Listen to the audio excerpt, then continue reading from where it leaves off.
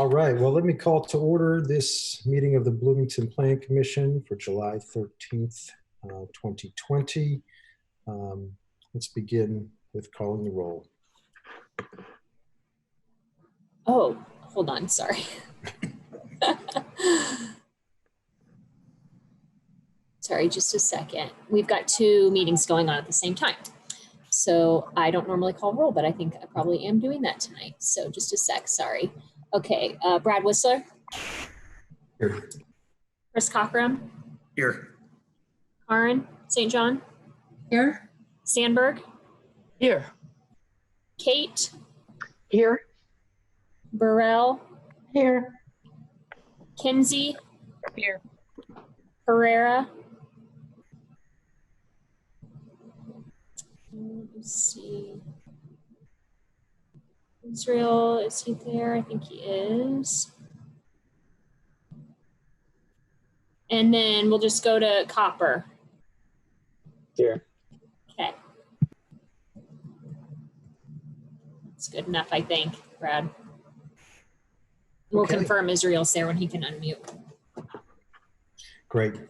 I believe we do have minutes to be approved from the June 2020 meeting. Are there any questions or corrections, additions, or a motion to approve those minutes? A motion to approve the June minutes. Jillian Kinsey. Second. Okay. We have a motion and a second. All in favor of approving those minutes, say aye. Aye. Aye. Aye. Any opposed, say nay. All right, so those minutes are approved. We'll go down to reports, resolutions, and communications. Are there any reports or communications from staff? No, we don't have any for you tonight. Well, I do, Jackie. Sorry, thank you. Great. Yes, actually, I do. Good evening, everyone. I wanted to just take a few minutes of your time this evening to let you know about a new initiative that Planning and Transportation will be undertaking in light of the historic peaceful protests of institutional racism currently taking place across the country and in Bloomington. We recently updated, as you well know, our key planning documents, but we are going to be conducting a thorough review of these plans and the vision documents, which would include the comp plan, the transportation plan, the UDO, and currently the MPO, the Metropolitan Planning Organization. They are in the middle of their 2045 Metropolitan Transportation Plan. We'll be reviewing these through the lenses of equity and planning for social justice. While considerations for equity and social justice were central to the development of these plans, we believe that the documents can benefit from a re-examination resulting in possible recommendations for needed revisions. The structure, deliverables, timing, these are as yet undetermined, but we will elicit public input in a meaningful way prior to moving forward with any identified changes. The city, the Department of Planning and Transportation, and I know you all remain committed to combating all forms of racism and inequity, and recognize how land use and transportation options can work to perpetuate or correct historical injustices.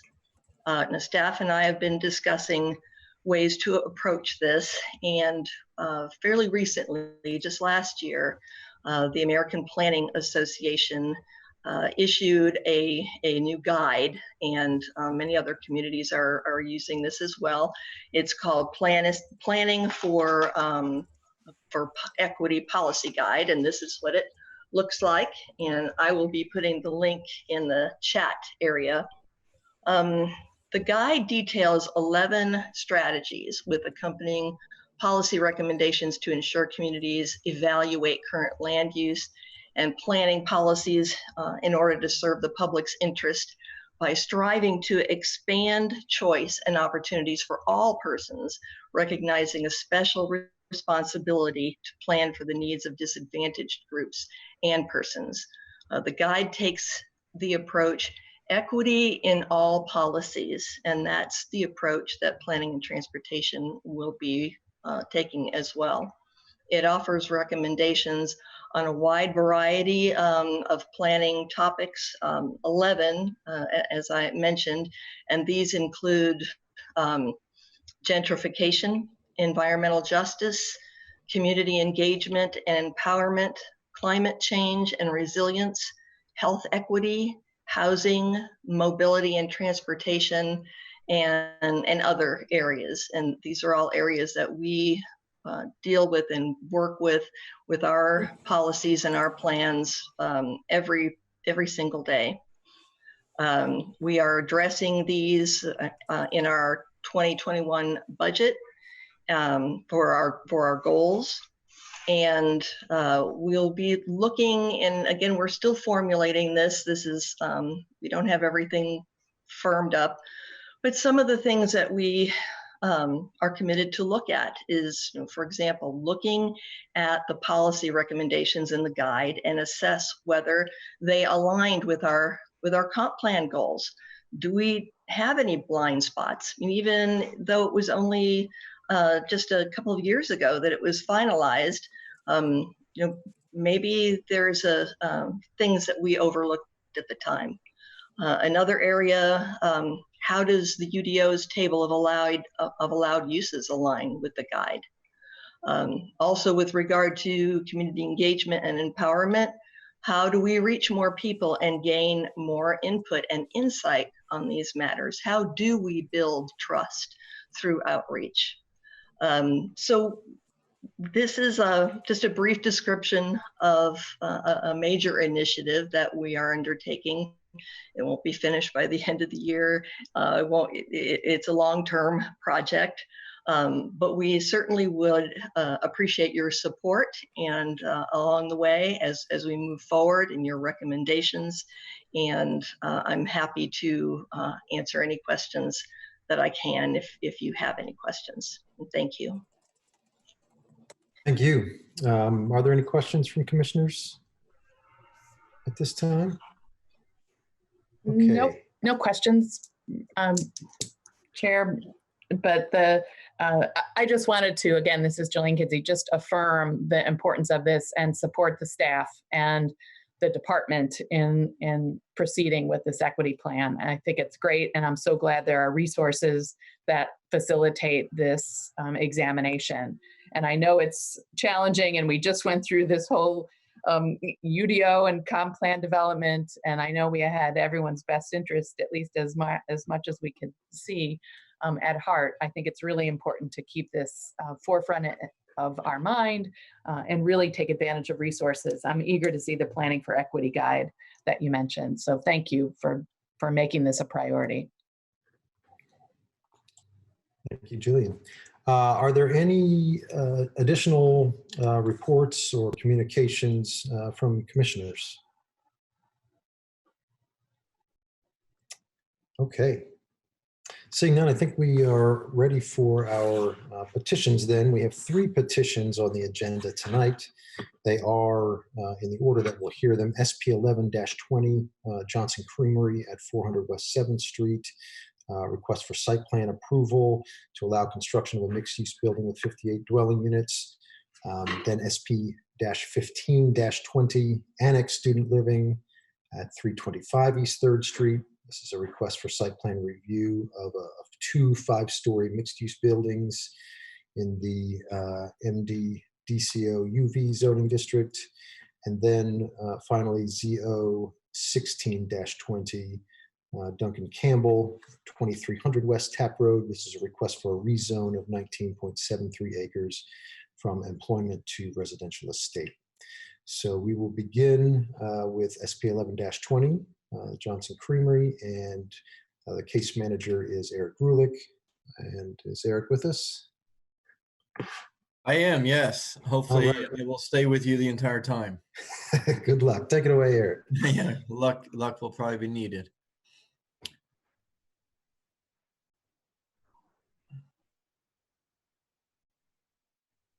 Yes, so first case, SP 11-20 is a petition for 335 West 8th Street. This is just southwest of the Showers building, just to the north of the Johnson Creamery building.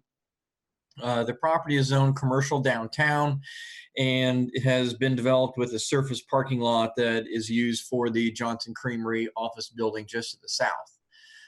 So the petitioner is requesting site plan approval to allow for the parking lot property to be redeveloped with a mixed-use building with 60 dwelling units.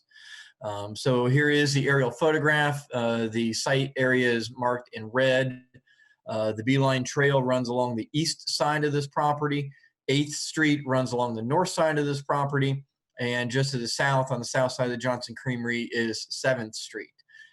So there is an alley that used to run east to west through this site. That was vacated some time ago.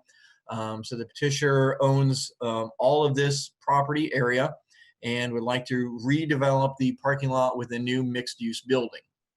So here's just a rough site plan. I say rough because you just don't see a lot of detail in this particular drawing, but I'll go through some more slides that will give a little bit more information.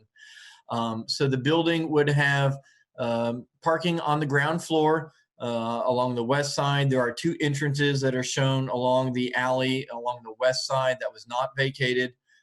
There will be an entrance on the south side of the building as well for the parking spaces. And then the east side will have commercial space and retail along the Beeline Trail. So you see more here with the first floor plan. The retail space, it's about 2,600 square feet. The parking will be on the west side. The north side will serve as a lobby and entrance to the apartment area.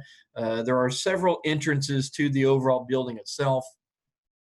One on the north side along 8th Street, another along the east side, kind of in between the retail space and the lobby area. And then the retail space as well will have several entrances as well. So there are several pedestrian accesses to the building that is being proposed. So this is a second floor plan, and I'm just kind of showing this to give you an idea of the overall layout of the building. So the first floor has commercial space, parking, and then apartments above.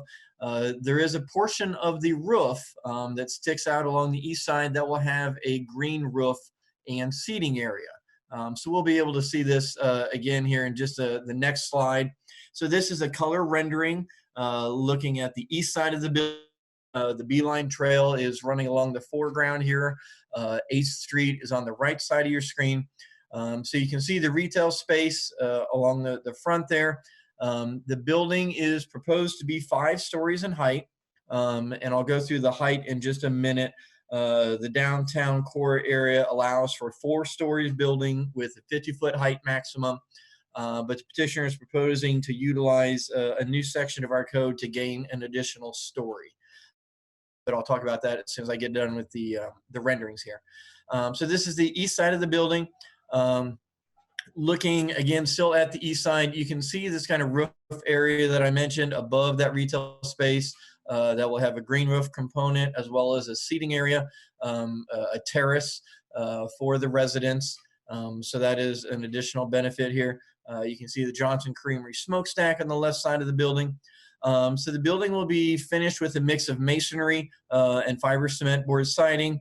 You can kind of see that they have designed a base, middle, and cap, as well as modulation throughout the building as required.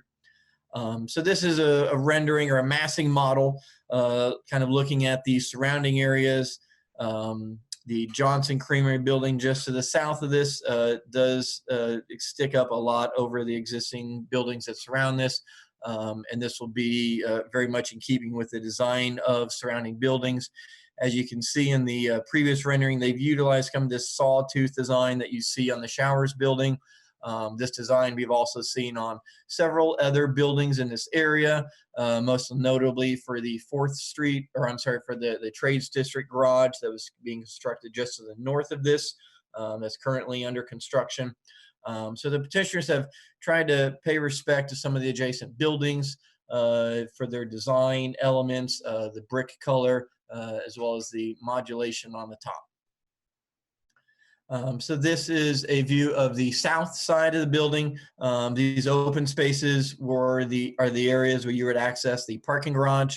And then this is a rendering on the west side, again, showing the two entrances to the parking garage.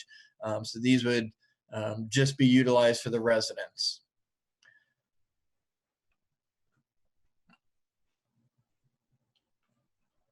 So this is the rendering on the north side of the building. So this is street facade. You can see on the corner there, that would be one of the pedestrian entrances. And then on the left side, adjacent to the retail space, is another pedestrian entrance to the building, as well as access to the retail component. So as I mentioned, the petition is requesting to allow for an additional story on the building. And this petition is actually requesting to utilize two new sections of the Unified Development Ordinance. So the first new section of the code that they are looking to utilize deals with the sustainable development incentives. And the sustainable development incentives allow for an additional story, but not to exceed 12 feet if a petition demonstrates compliance with at least 4 of 6 possible criteria that are listed in the UDO. So this petition has utilized 4 of those elements. Those include the light colored hardscaping, covered parking, cool or vegetated roof, and solar energy. So I'll go through each of those components here so you can kind of see how that's playing into account here. So one of those is the cool or vegetated roof. So as you had seen in the renderings on the roof, there are several sawtooth elements. Those will all have solar panels. So on this particular slide that you're seeing here, this hatched area represents the 2 areas of solar panels. The rest of this is a white roof design. And then you can see the shaded area above the retail area will have the vegetated roof component. So this is how the petitioner has demonstrated their compliance with the requirements in that section. So the sustainable development incentives outline certain reflectivity requirements, which the petitioner has demonstrated their compliance with a white membrane roof that is being proposed. So one of the other elements that is being proposed, sorry, I'm trying to get my slide to advance here.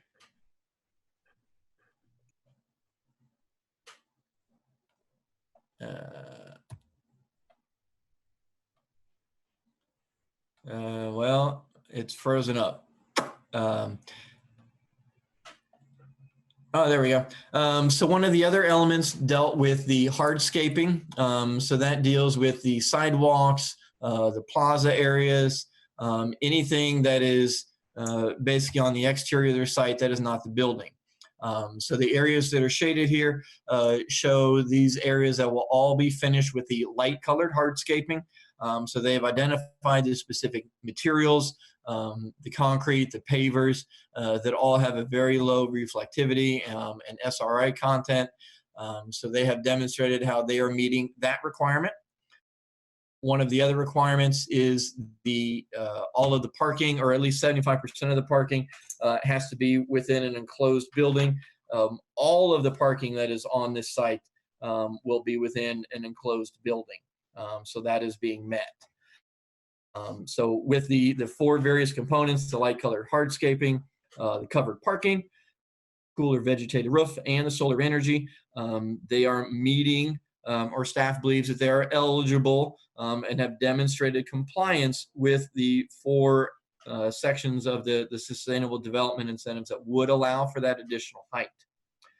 So the other element of this petition that they are requesting to utilize that is new to the UDO allows for a reduction in parking. So there are several sections in this reduction of parking area that offer some opportunities for reduced parking on the site, and the petitioner is requesting to utilize 2 of those provisions. So one of those provisions allows for a reduction, a 15% reduction, if there's a fixed transit station within a quarter mile. So at the southeast of this site, at 7th and Morton, there is a Bloomington transit station. So they would be allowed a 15% reduction, which would allow for 8 spaces to be removed from their parking number, from the required on-site parking number. The other element that they're requesting to utilize from the new zoning code deals with a parking study. So the petitioners have submitted the parking study. So the parking study utilizes or looks at possible ways for a project to reduce their parking requirement, as well as to offer reasons why the required number of parking spaces is not necessary for this site.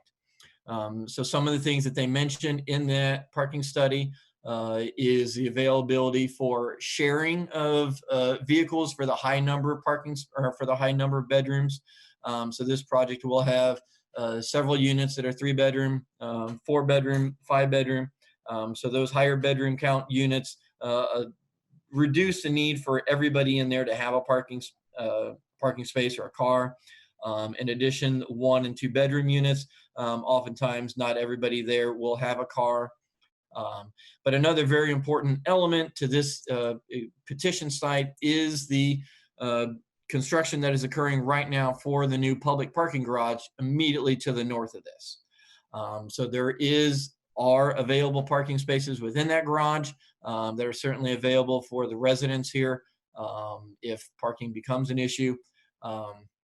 So the petitioner has submitted that parking study, kind of discussing the details that I just mentioned, the availability of ride share programs that they will be contracting with, reduced need based on shared parking within the building from residents, and then also, as I just mentioned, the availability and location of a public parking garage immediately adjacent to this site. So we are recommending that the petitioner be granted the reductions that they have demonstrated, and to require only 36 parking spaces versus the 56 that are required by code.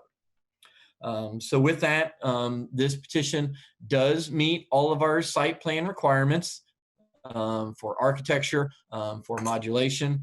And so we are recommending that the Planning Commission grant the 2 areas of reduction and the granting of the sustainable development incentives to add the additional story. And we are recommending approval with the 5 conditions that are listed in staff's report. And I'm happy to answer any questions. All right, thank you. Is there anyone from the petitioner who would like to give their own presentation or add to the report? I'm sure there is. Eric, do you know who it's going to be, and can you unmute them? I just don't know who it would be. Oh, Dustin, there you go. I see. Okay. So we just. I did it. I can't unmute Dustin. There you go. You can ask to unmute him. There you go. Dustin, are you there? I am. Can you hear Okay, me? great. Yeah. Okay, very good. Thank you for. I'm not going to. We don't have a second presentation to go over. Eric did a wonderful job of presenting the project. So myself and Ryan and Michael here are also here from the ownership side to answer any further questions on this project. All right. Thank you. So we'll now go to commissioners for questions, either for staff or for the petitioner. Any questions from commissioners? Looks like Commissioner Cockrum's got a question. Let's, oops. Okay, go ahead. Oh, you're muted. Okay. There we go. Thank you, Brad. Either for Dustin or Eric. First off, how many current parking spaces are in that lot right now? And then I have a follow-up question. I don't have an exact number. I would guess something in the realm of about 40. Yeah, okay, that would be my guess as well. So Eric, could you explain access to their parking? Where I didn't understand was on the south end. You said there was access to the proposed parking from the south end. Could you just walk me through that either on a site plan or how that's going to work? So you can see here, there's an alley that runs along the west side of the property that spans from 7th Street to 8th Street. So there is a gap where the old platted alley used to be. So this new building will fit pretty much exactly on that northern square. So access to the south side of that building will come from where the old platted alley used to be. Perfect. Okay. And so that would be the entrance into the parking area. Is that correct? That would be one of them. So there will be an entrance on the south side of the building and on the west side of the building. Okay. And then will there be continued parking up against the Johnson building? I guess would be the north side of the Johnson building as well. So that, looking from your site plan, that there would continue to be parking along the building. Is that correct? Or would that go away? Yeah, no, the parking on the north side of the Johnson building would remain. Perfect. Okay. That's all I have. Thanks.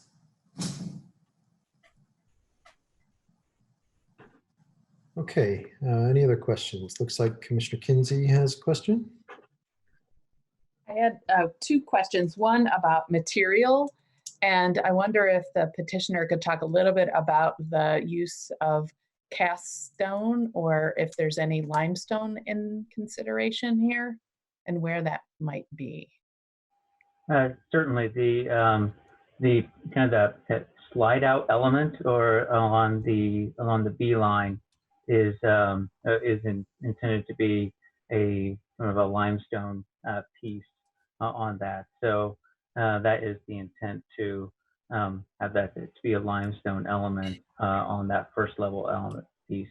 And then there are other stone elements at the kind of tap at the sills and at heads and kind of those more brick detail pieces. Great. And with this image up, this is great. This is exactly my next question is, I realize this is just a rendering, so it may not be exactly right per what's on the beeline. I guess that, I mean, it really does border right up to the beeline there. With a plaza, I guess that's the term I was looking for. Is that correct on here? And is it indicated by the different color pavers there, that the lighter pavers there are the current plaza space of Beeline? Or is that, I mean, I remember there's a grassy space between the parking lot and the Beeline currently.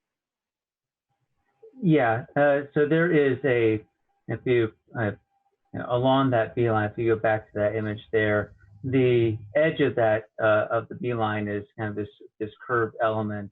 And so the intent is to kind of meet that edge right there, incorporate a seat wall that defines the edge, but also kind of, to permeate that to allow access to the retail space within the building.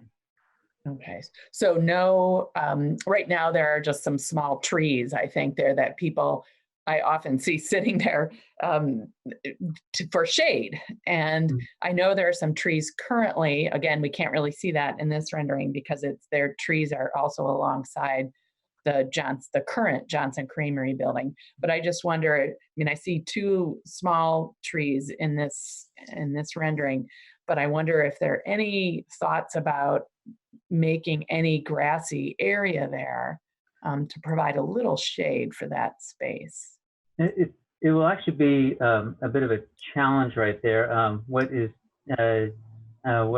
wasn't presented here, but it's on the civil drawings, is there is currently, and it's almost faintly seen, there's a box culvert that runs underneath the site today.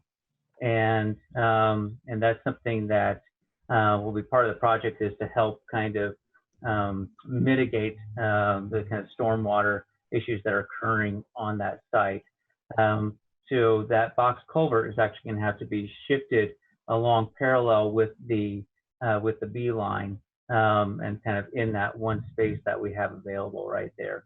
So while we are, we will be looking to kind of get that plaza space as much as we possibly can, getting as much greenery in there as possible. There's going to be a very much of a challenge of the soil depth that will be available to us, covering that box culvert, because we want that to work, certainly. And then I just had one more question.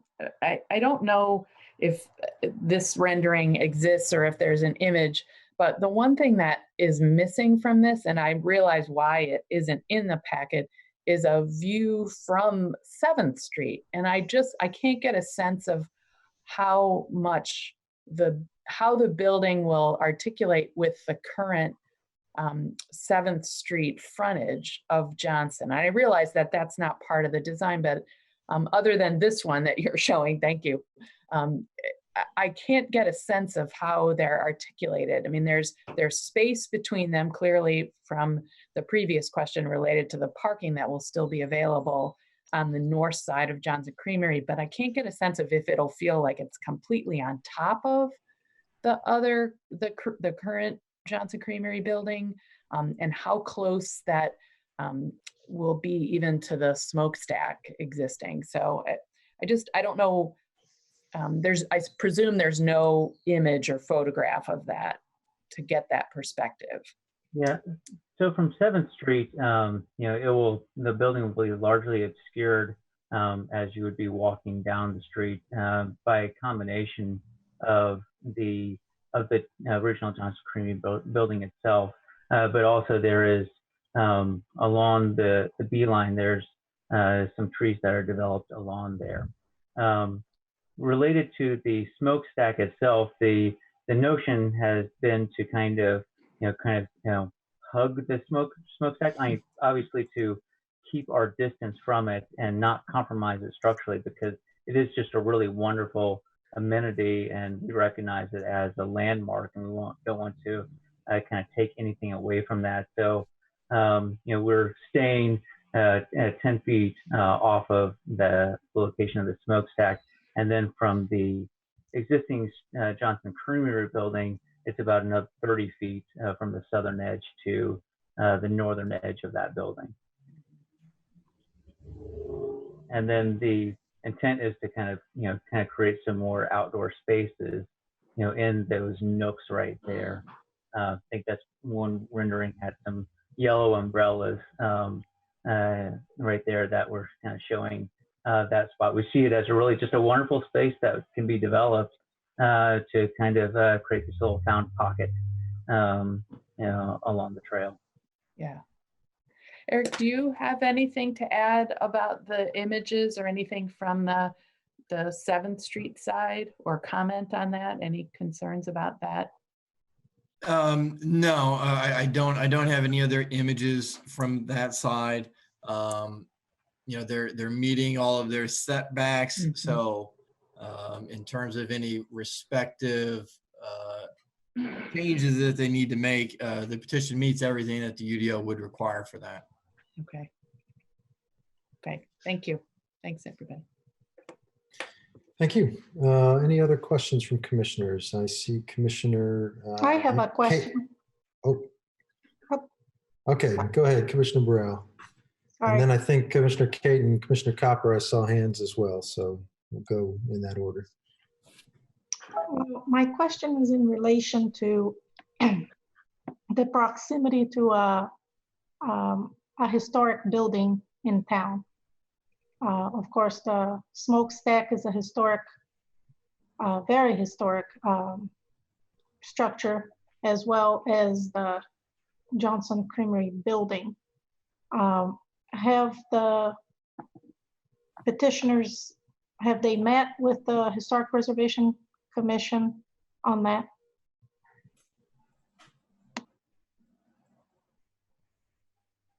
In our conversation with Eric, I know he's relayed, I believe he's relayed this to the Historic Preservation Commission, and I haven't seen any commentary back from that. If I'm mistaken, please correct me, Eric. Yep. So the UDO only requires buildings that are to the side of historic buildings to have any kind of a step back. Buildings that are in the rear of historic buildings aren't required to have any sort of additional step back or modulation or any of the historic things that come in. So because this is to the rear of that, they're not required to do anything different or special. Does that help? Yes, that's what I wanted to clarify. Thank you. Well, I think sometimes, right, we take things to the HPC for courtesy review when they're near historic structures, right? Even if it's not required. So and obviously Flavia was on the HPC, so she has experience with that. Did that happen in this case? No, I don't think this went to the HPC. Okay, thanks.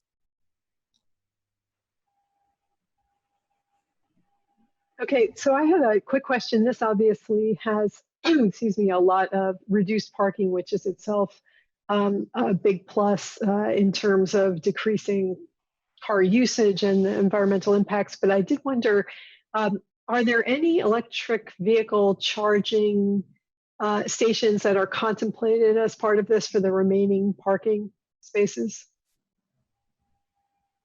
Eric, can you unmute Ryan for that?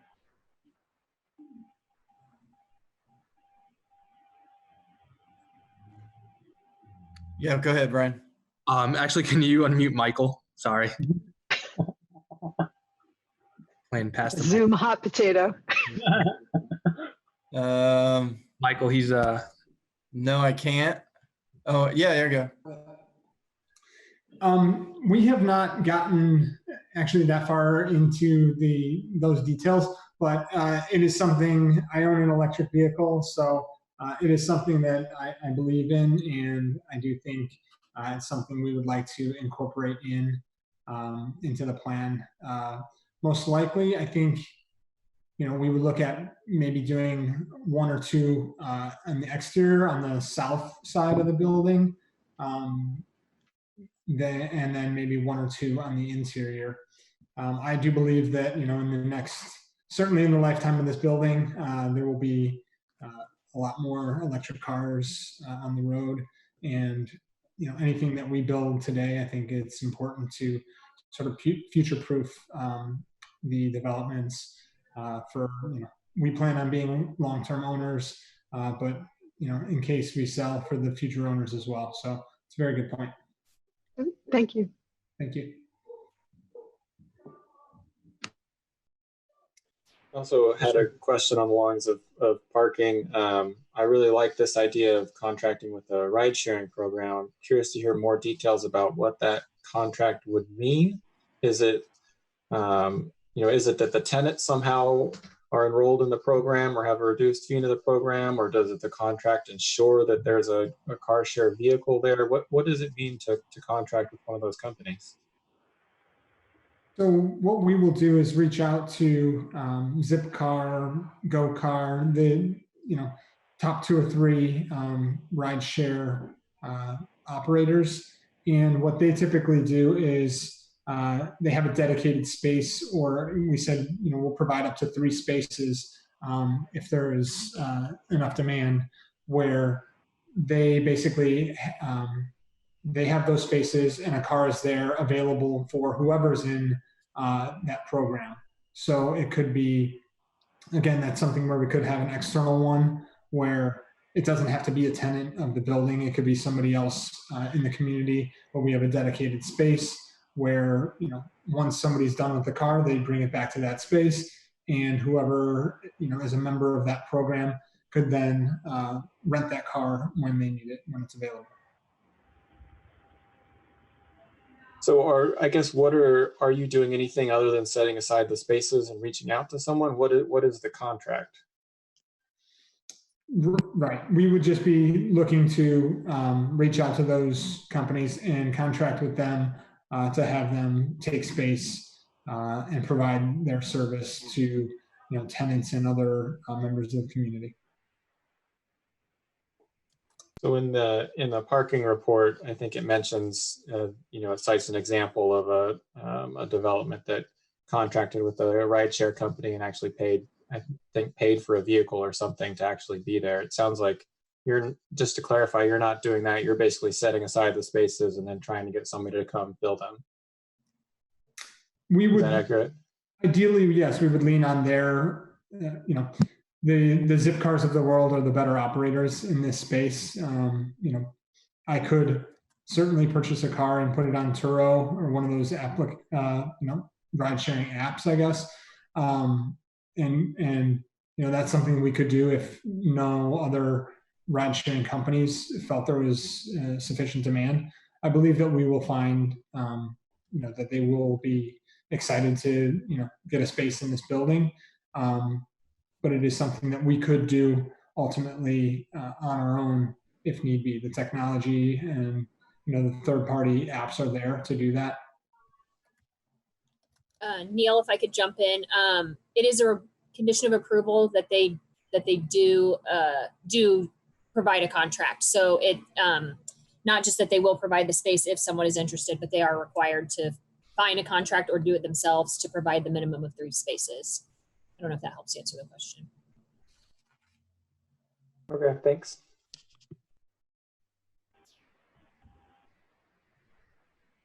Okay, any additional questions from commissioners? I've got just a couple of questions myself. Can you talk maybe just for a minute about the smokestack? I'm very familiar with this building. My office was in this building for about 15 years.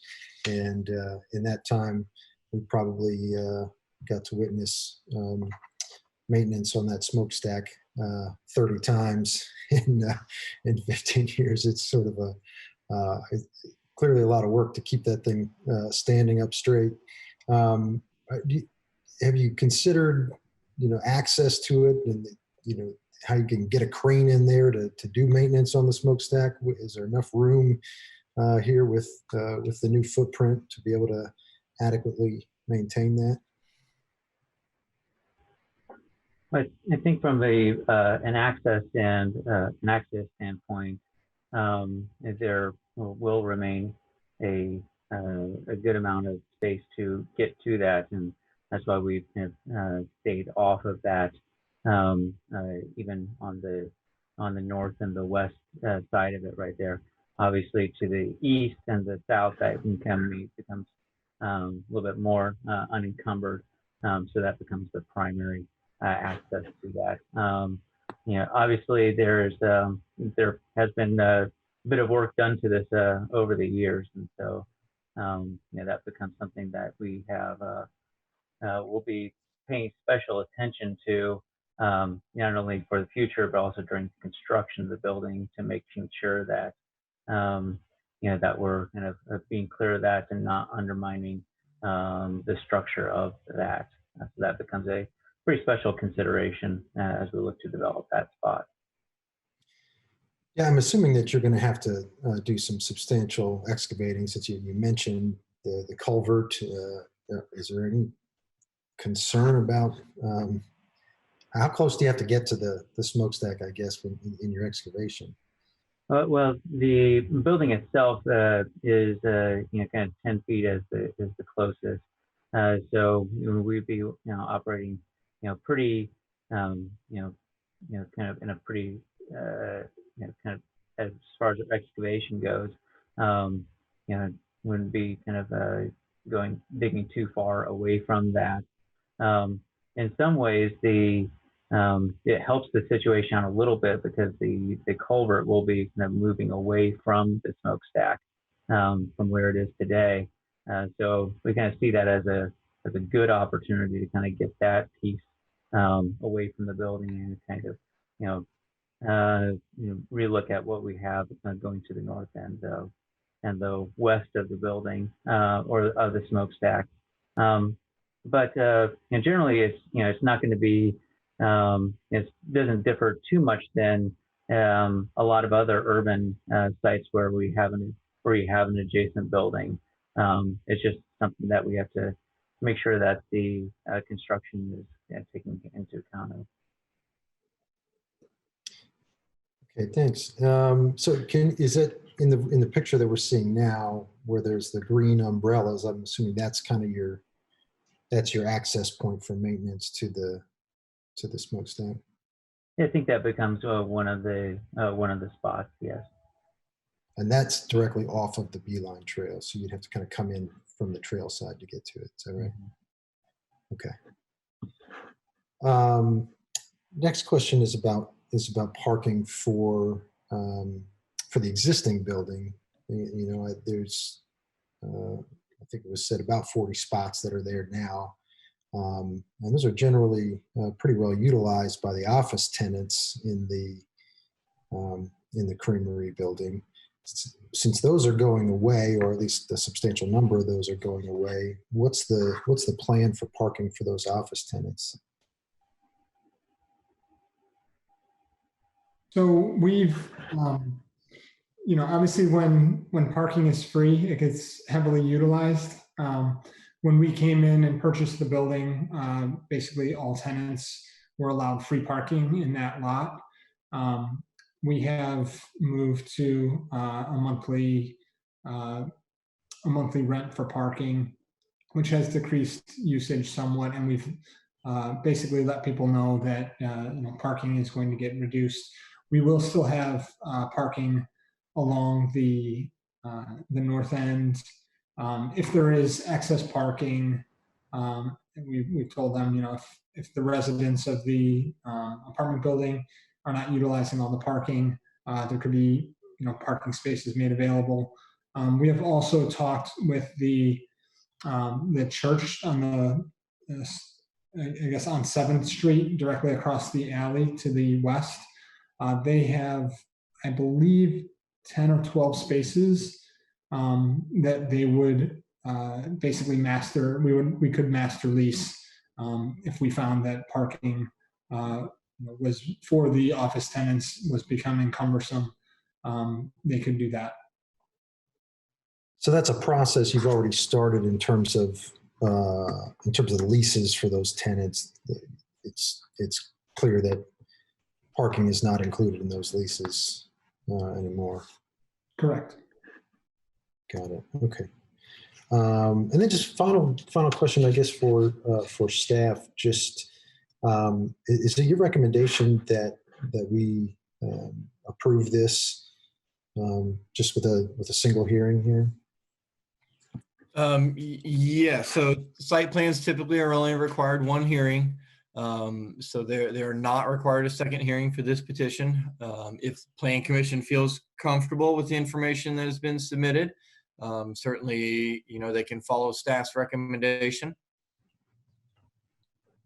Okay. Thanks. Any other questions from commissioners? Oh, looks like Commissioner Herrera's got one.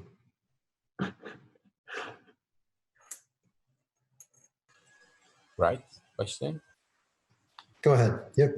So yeah, regarding the solar energy, if we could hear something more about this compromise or intention to meet this this section.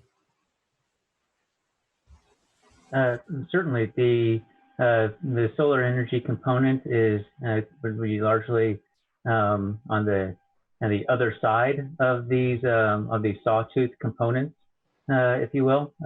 So the glazing element, as Eric is flashing by, faces the north, and then the long southern leg of it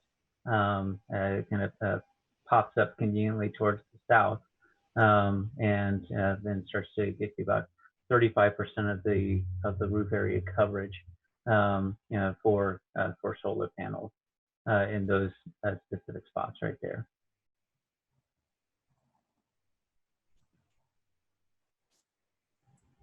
Okay, thank you. Okay, any final questions before we go to the public? Okay, so we'll move now to public comment, and the way that this will work, if you're here to comment on this, you'll need to raise your hand or virtually raise your hand. If you click on the participants button on the bottom of the screen, that'll bring up a list of participants, and there should be a button at the bottom of that screen that says raise hand, and raising your hand will notify us that you want to make a public comment. And I think Jackie will unmute you when you're unmuted. If you would just state your name for the record, and you'll have up to 5 minutes to make your comment. Okay. Greg, are you there? Yep. Yep, go ahead. Awesome. Thanks. Hi, I'm Greg Alexander. I always talk about sidewalks. I almost didn't talk about sidewalks on this one because it's right downtown. How could we be short sidewalks? But here I am talking about sidewalks. If you go east on 8th Street, you run into the City Hall parking lot where the Showers building, where the farmer's market is. And I know there are worse environments to walk in the city, but you wind up walking about 100 feet just cross country across the parking lot. No marking, no pedestrian crossing, no nothing. You're just kind of, and it's surprisingly awkward experience. And that matters because there is a bus stop at 7th and Madison, I guess, as they said. But the bus stop, that's a 2. That bus serves Crestmont Hill kind of area, and it's a half-hour bus. And people, especially if they're going to campus, they're going to take the 6 bus, which is at 9th and College by Smallwood, the Smallwood bus stop. And so they're going to wind up walking through the City Hall parking lot. And it's just, I know I'm not asking the petitioner to fill in that ridiculous sidewalk gap, but when that parking lot was done, they gave no consideration to pedestrians. And it's a shocking embarrassment to the city, I think. So moving right along, this is a good plan because it doesn't add too much more parking. I mean, it actually, it seems like it gets rid of a couple spaces. That's a big deal. I did counts in April of 2019 at Park on Morton, which is about a quarter mile north of this site. And they have a 383 space garage. And I did intensive counting at many different hours over a busy college weekend. And I never saw more than 52% occupancy. Between 6th Street and kind of like 12th Street, between Rogers and College there, that kind of super block, I found 1,700 spaces in structured garages. And I counted those at day and at night. And total peak occupancy was never 70%. That's amazing how much extra, that we're talking about, like 600 extra parking spaces. And the way to get people to be creative about how to utilize them, calling up their neighbors and say, well, you have extra spaces. I want to arrange something. That's something that happens when there's constrained parking. So if we can do anything to stop adding more parking in this district, that is a big win. Really, it should be the default, and you should have to do a parking study to have too much parking. But that's just progress, right? And another thing, this joins to the B line, and I'm really starting to appreciate how severe a disconnect there is between the Planning and Transportation Department and Parks and Rec, because Parks and Rec is not a transportation body. They don't have any responsibility to the city's comprehensive plan or to the city's the transportation plan or the UDO. They frankly don't care, and I'm pretty sure both the UDO and the transportation plan call for like a 1-foot shy zone at least. Beside multi-use paths. And in the past at like Foundry 304, Parks and Rec has just shrugged and said, we don't mind you building, they wound up building a handrail into that shy zone. And it's like, that's kind of terrifying as a cyclist to have obstacles just right at handlebar level, extending right up to the very edge of the path. It gives you limited space, and the planning and transportation staff understands that. Planning and transportation staff will enforce these kind of transportation standards. But Parks and Rec simply doesn't care. So the staff obviously don't have the authority to take this, to take the B line from Parks and Rec, but you guys have a responsibility both to the plan, the city's plans, and to this particular project, that you can take that particular responsibility out of the hands of Parks and Rec and say that you have to negotiate traffic with transportation, with the Planning and Transportation Department. Because if they negotiate the design with Parks and Rec, it's not going to do any good. I recently had an experience at the 6th Street project west of Bloomington Foods. They're building right up to the beeline, and they had parked their truck in the beeline. I reported it, and planning and transportation staff said we can't do anything about it. That's Parks and Rec, and we should just not do that. Planning and transportation should design the maintenance of traffic plan, should take the beeline into account as a transportation facility, and should be in charge of enforcement for that. And I think we should start that. This would be a great project to start it. It's a big deal. Anyways, thanks a bunch. Thank you. Who do we have next? Jackie, I saw. Sorry, Jim Shelton. I just missed him. Hold on just a sec. I clicked the wrong thing. Just a sec. Okay, Jim. Good evening, Commission. Jim Shelton. I'm with the Chamber of Commerce, and until just recently, we were located in the Johnson Creamery. And I wonder how you guys are handling water. I don't know if Brad was there, but that got flooded very badly several times. 2008 was spectacular, I remember that. But it didn't take that much to flood it several other times. The land to the west rises up, the water comes rushing down all those streets, and it runs through what is now that parking lot, and at least into the Johnson Creamery at times. So I'm assuming you guys know that and have got it addressed, but I'm curious, how are you going to handle that water, especially getting into your parking area and your first floor developments there? So Brad, I don't know if you can add to that, because I don't know if you were in the creamery at the time, but it's flooded a number of times. Thank you. Thank you. And just a note for those who are making public comment, this isn't really a time for back and forth. We need to keep things moving in order to make sure everyone gets a chance to speak, but we will make an effort when we get back to our final comments to try to answer any questions that are raised during the public comment period. Do we have any other? Yeah, Dave, are you there? Yes, I'm here. Yep, go ahead. Thanks a lot. I appreciate Commissioner Whistler clarifying what the situation is with public commentary and how it's not necessarily well, it's absolutely not a back and forth. It's not a time to get questions answered immediately, but that eventually maybe they can be answered. And that's what I wanted to do as well, ask a question about the car share contract.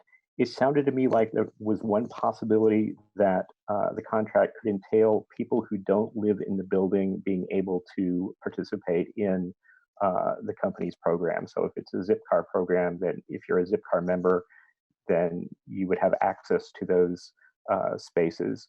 That's what I thought I heard, that was possible. And I just wanted to get a confirmation of that and maybe an estimation of how likely it would be that is how the contract would be structured, with sort of public access to the Zipcars or whatever car sharing company it was. Thanks. Thank you. And could you please just state your name for the record? Yes, Dave Askins, DAVEASKINS.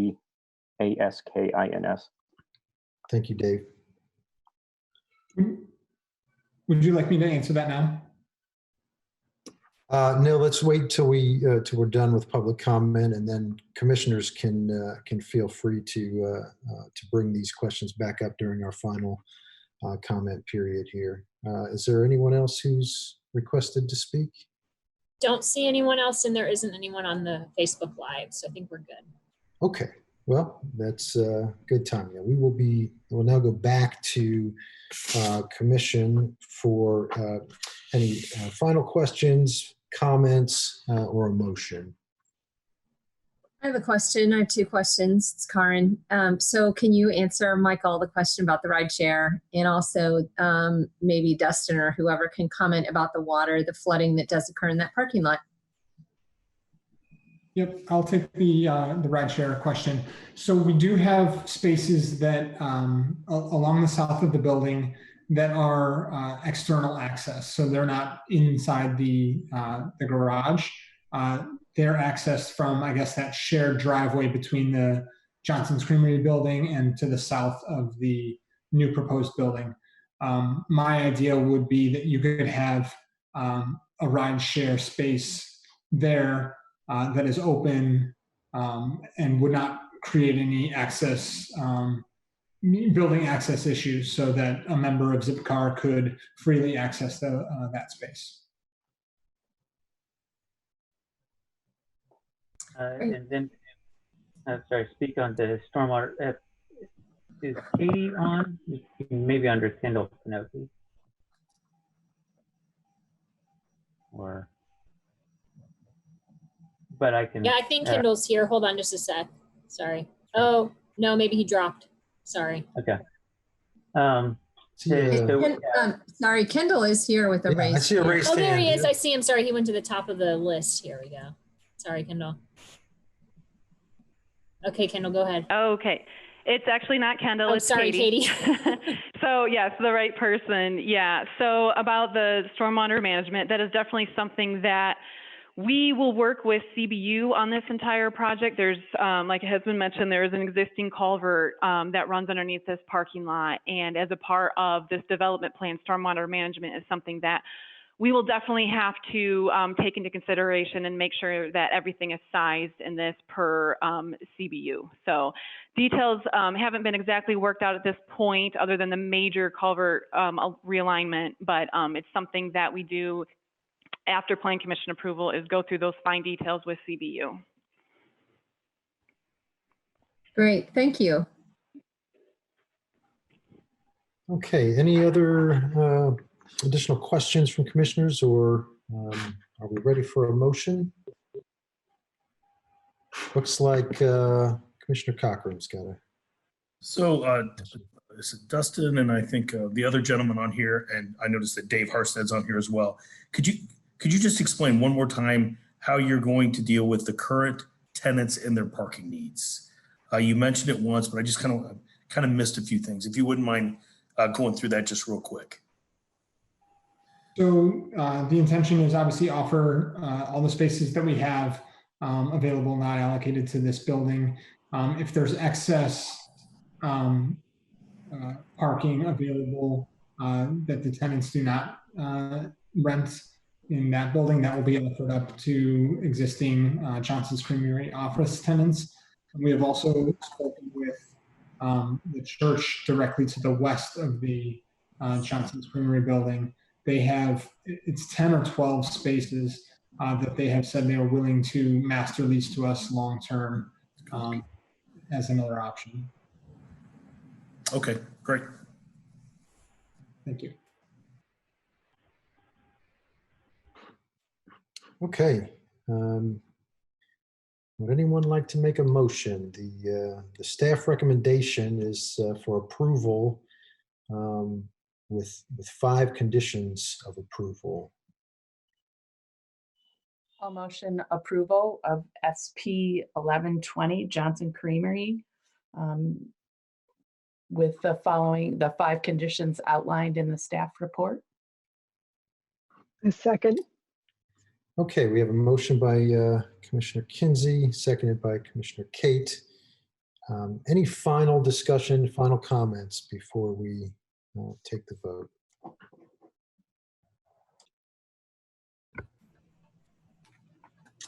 Seeing none, I think we're ready to call the roll. Okay. Burrell? Yes. Kate?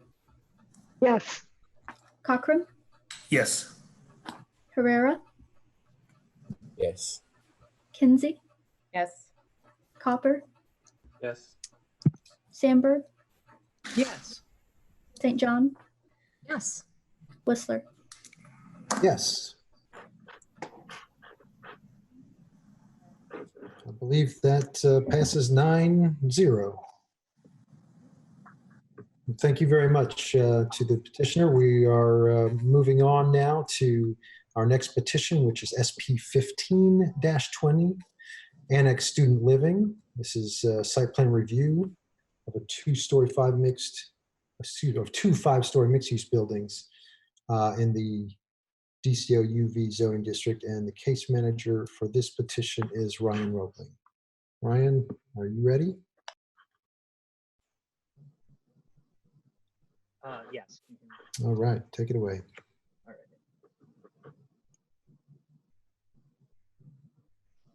right. Okay. This petition is, oh, that's the wrong one.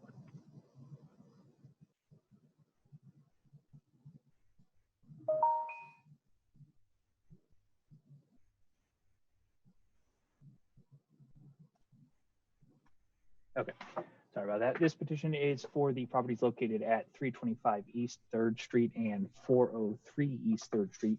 Both properties are located in the mixed-use downtown district and are within the University Village character overlay. The properties are currently developed with multifamily dwellings. The comprehensive plan has identified these properties as downtown. The surrounding properties include commercial uses to the north and south, multifamilies to the east, and mixed uses to the south and west. The western portion of the site features parcels which fall within the Restaurant Row Local Historic District, as well as a building which has been designated as contributing on the Bloomington Historic Sites and Structures Survey. No development is proposed on either of those parcels, nor any changes to the contributing structure. The petitioner is proposing to construct two new 5-story buildings, one to the northeast corner and one to the northwest corner of the 3rd and Grant intersection. The project was designed to utilize the UDO's Tier 2 affordable housing incentives. These incentives were designed to encourage developments to provide needed affordable housing in the city. Tier 2 incentives allow developments to be designed that are larger than would otherwise be allowed within zoning districts. The proposed site plan includes a mixture of uses, including ground floor non-residential unit uses, parking structure, and upper floors will be dedicated to dwelling units. The buildings will both contain a mixture of studio, 1-bedroom, and 2-bedroom units. The east building will include 53 total dwelling units, 34 studios, 15 1-bedroom units, and 4 2-bedroom units. It will also contain 4,425 square feet of ground floor non-residential space, excluding parking. The ground floor is 5,908 square feet. 24 on-site parking spaces will be provided, all within the proposed parking structure. 19 are required after the Tier 2 affordable housing incentives are achieved. The west building will include 49 units, 53 total beds, 31 studios, 14 1-bedrooms, and 4 2-bedroom units. The ground floor here will consist of 2,565 square feet of non-residential uses. Excluding parking again, it's 4,627 square feet of ground floor. 21 on-site parking spaces will be provided in the proposed west building parking structure. 5 additional on-street parking spaces will be included along South Grant. The Plan Commission must complete a major site plan review of all projects which qualify for the affordable housing incentives and contain more than 50 dwelling units. The Plan Commission will also have to consider the following while reviewing the proposal. First, non-residential uses on the first floor. The MDUV requires that 50% of the ground floor, or excuse me, because the buildings front along East 3rd here, 50% of the ground floor must be dedicated to non-residential uses, excluding parking. The east building will achieve that at 75%, and the west building will also achieve it at 61% of the buildings being ground floor being non-residential uses. The maximum height in the MDUV is 3 stories, not to exceed 40 feet. The east building is proposed to be 5 stories, 2 stories over the maximum, or 24 feet over the maximum. The same is true with the west building. It's 5 stories, 2 stories over the maximum, or 24 feet above the maximum.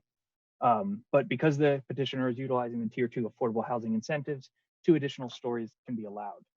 The proposal will meet the Tier 2 adjusted requirements, as it's 64 feet maximum and 5 stories.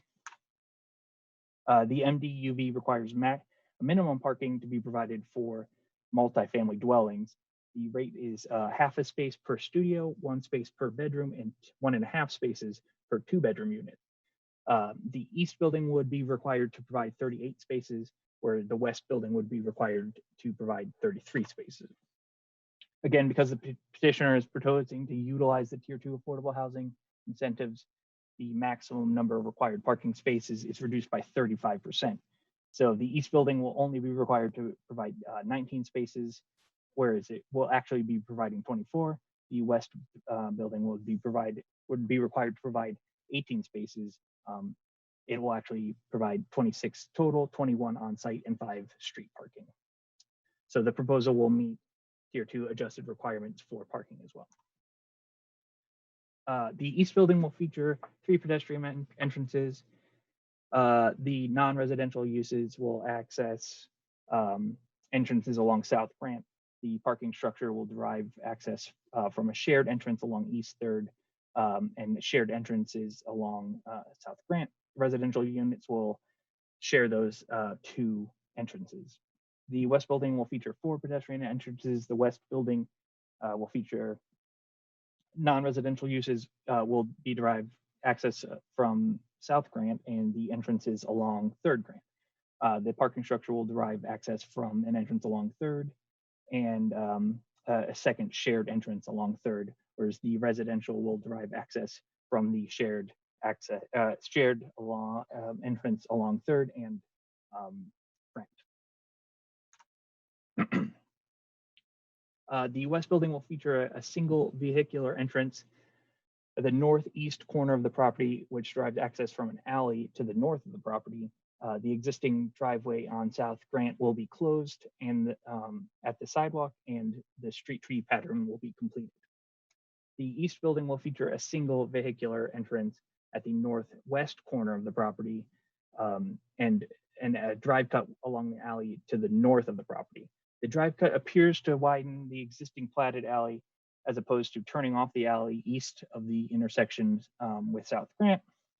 This drive cut may be required to be modified in order to meet the entrance and drive standards, but the general location will be utilized. The petitioners are proposing to improve the alley in order to grant the building with vehicular access. The east building will be required 5 bicycle parking spaces per bedroom. That proposal meets that. The west building also 5 bicycle parking spaces per bedroom and will meet that. The east building has 11 spaces, the west building has 10. Commercial uses are required to provide 10% of the provided vehicle parking spaces for bicycle parking with a minimum of 6 spaces.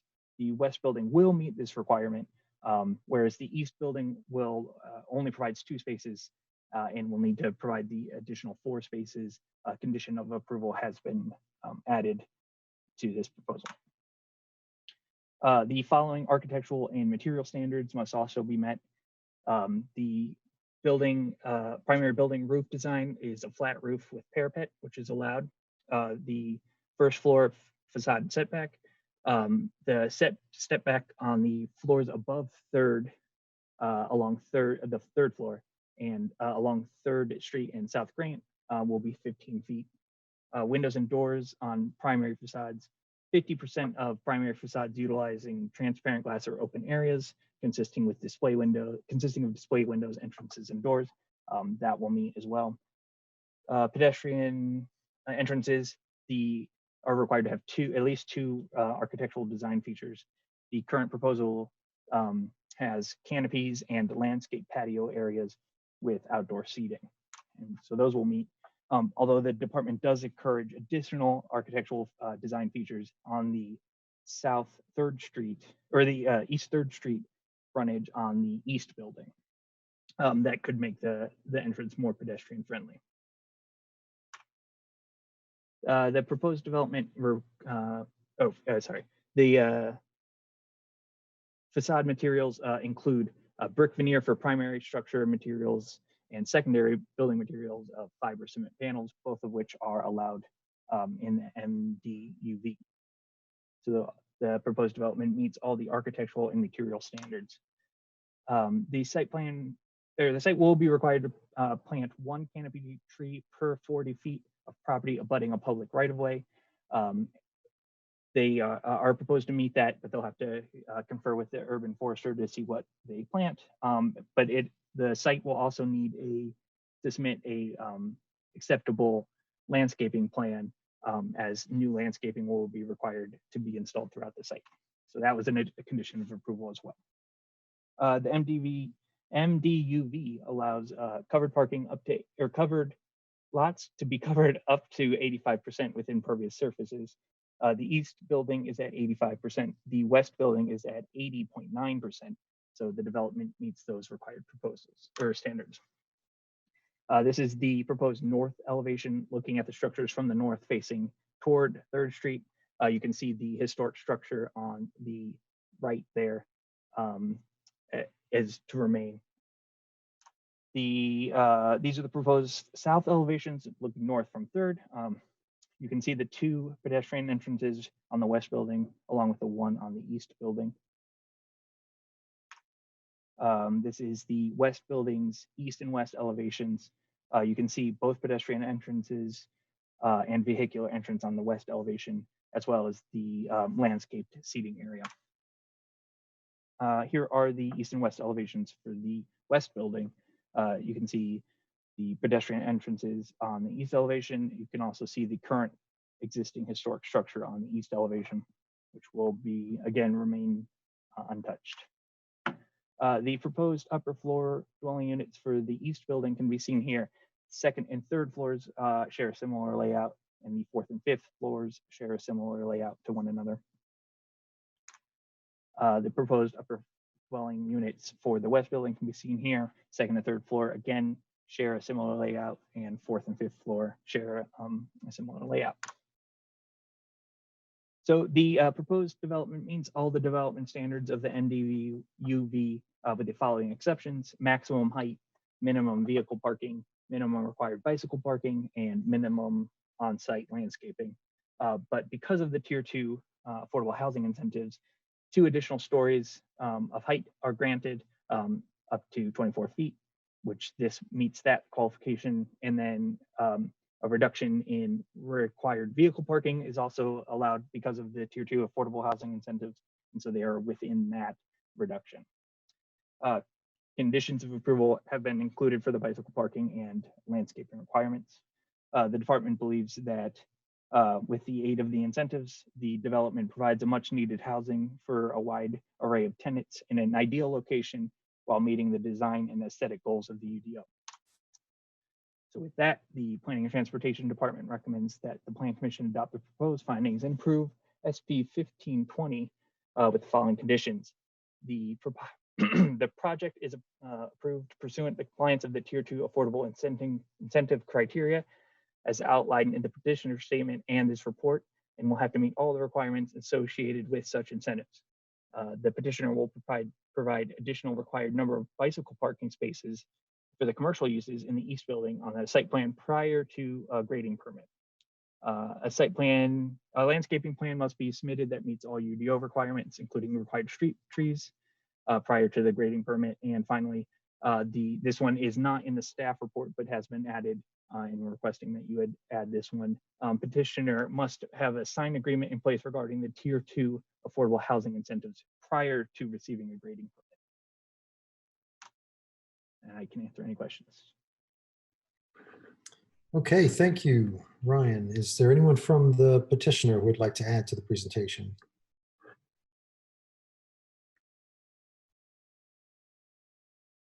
Do we have a representative of the petitioner? Probably. Ryan, do you know? Oh, I see. Here we go. I believe Craig. I unmuted. Yeah. Yep. Thanks. Thank you. Can everybody hear me? Yes, we got you. Okay. I had just a couple of other slides and points to make to the presentation if I'm allowed to share screen. Otherwise, I could, there we go. Thank you. So this is Craig Pride. I'm the architect with KTGY Group. We have worked with the Annex Group on several projects. And I think the first thing I wanted to point out is this project is a workforce affordable housing project. Annex had previously been in front of this commission in 2018 for a student living project on the same site, but it's key to note that the company has kind of changed directions and has moved forward or moved away from student housing and has more directed themselves to providing workforce and affordable housing.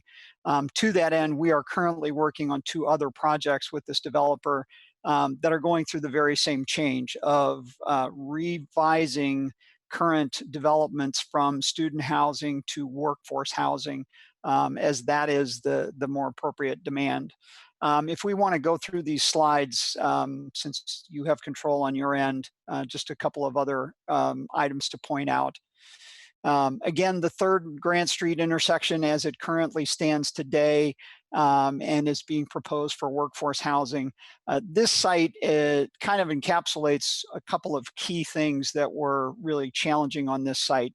Both of the parcels that we're developing have a 9-foot change of grade diagonally across the site. So very challenging, and one of the reasons that we are utilizing all of the 64 feet allowable in order to provide access points to existing grade to the residential and the retail, as well as to be able to provide adequate screening of the rooftop mechanical. Next slide.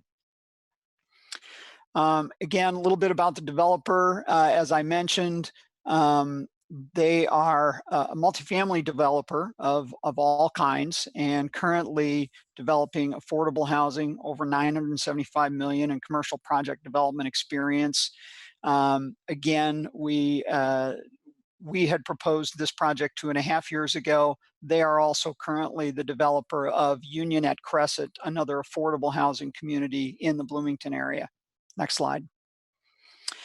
This kind of highlights the development where it stood in 2018 when it was denied by the Plan Commission as a student housing project. And the elements that we learned out of that, we've tried to apply to the current project. It was a little too modern looking. We asked too many waivers. We still were challenged with the building height, but we focused mainly on the exterior aesthetic and the reduction in waivers on this current request. Next slide. So again, the project includes affordable workforce and market rate housing. We meet the qualifications for the Tier 2 incentives under the new UDO. We exceed the bicycle and vehicle parking that are required for the project, utilizing, again, some of the incentives for transit location as well as Tier 2 parking reductions. And our primary material on the 3-story base of the building are brick veneer and limestone trim and or limestone base. Next slide. We have a total of 102 units, approximately 7,000 square feet of retail space between the 2 buildings on the east and west parcels. 50 total parking spaces, of which 5 are on Grant Street, accessible to the retail on about 0.7 acres of land. Next slide. Again, we're meeting the Tier 2 incentives by providing 7.5% of the units at 80% of the AMI and 7.5% of the units at 120% of AMI. That will be at whatever the current Bloomington rate is. Go ahead. The site plan, again, just a couple of the highlights. We've exceeded the challenge of providing more than 50% of the ground floor for non-residential use. We have enclosed all of the parking for residential use and provided access utilizing 2 of the existing traffic points where you come off of Grant Street and access the buildings utilizing existing curb cuts and existing alleys. So we do not create more or new additional curb cuts on either Grant or 3rd Street to access the parking areas. And we understand that a final landscape approval will be brought back before a permit is issued. Next slide. Again, the challenge here on the the site grading and the overall height of the building, but the tier 2 incentives allow us to add the 4th and 5th floors. But we have also utilized the new requirements of the UDO to set them back off of Grant Street and 3rd Street, providing really kind of an exciting elevation. We've met all of the modularization, or I'm sorry, the module and facade articulation requirements of the UDO. And we've tried to use that to the benefit of the architecture within the project. Again, the primary materials on the base of the building, 3 stories, is brick and limestone with some metal panel accents. And the upper levels of the building are fiber cement, metal panel, and balconies throughout the project. Next. Next slide. We've given you a couple of streetscape renderings to kind of focus you in on how we've designed the project really from the residential, from the streetscape up. Utilizing those 15-foot setbacks to try and minimize the overall impact of the building height. Again, paying attention to the detail at the ground floor to really activate the street of the streetscape of 3rd Street and Grant Street. This is the 3rd Street elevations. If you go to the next slide, please.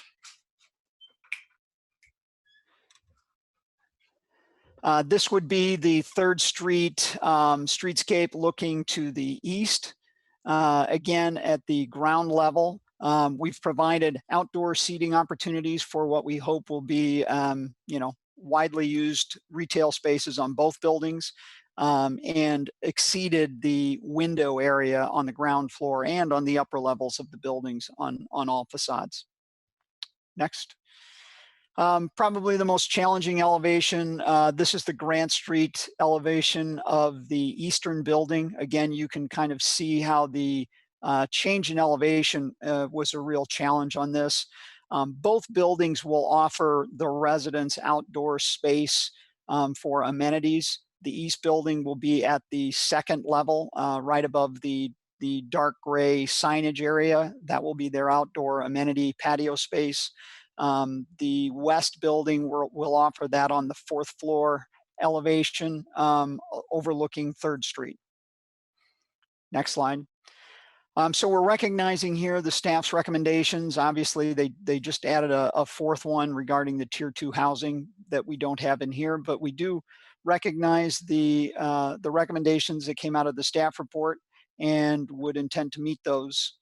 And in conclusion, on the final slide, we're very glad to present this as a workforce affordable housing project that meets all of the new requirements of the UDO without asking for waivers on this project. And we look forward to your commentary and your approval tonight. Thank you. Thank you. We'll go now to commissioners with any questions for staff or for the petitioner. I had a question that arose from a review of, Jackie, what you sent us, the city's project review document. There's a question about the East Building access to the alleyway and sightlines and safety.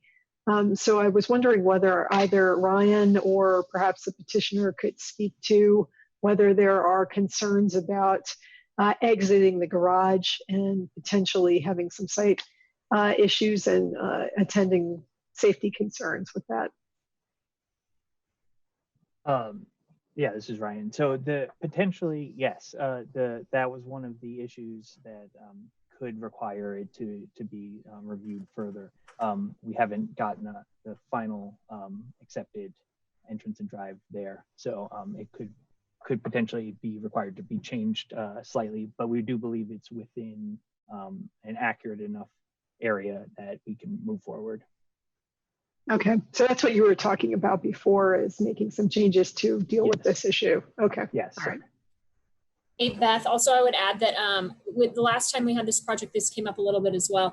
The way that they have the entrance, the vehicular entrance designed at the northwest corner of the east building, as Ryan said, it might have to change a little bit, but I mean, they are able to use that alley either way. So what would be, the change would be that they would potentially not be able to have as wide of a cut there right at the road, but that you would have to drive further down the alley slightly to access. That may not be possible with the design of the building, just because of the size constraints of the lot and where the alley is located. But that is something that we will look at with them. But like Ryan said, we do think it's possible to work it out. They had a very similar design last time, and we were in discussions about that as well. And the transportation and traffic staff from the department felt like we could figure something out. So that's what the plan is this time as well. Okay, I see Craig's got his hand up. You may want to jump in on this.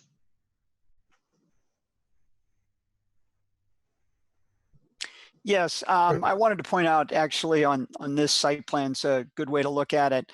The reason that we're trying to utilize or reutilize the existing alley cuts on the east building is the alley is not developed and not improved as you move from Grant Street.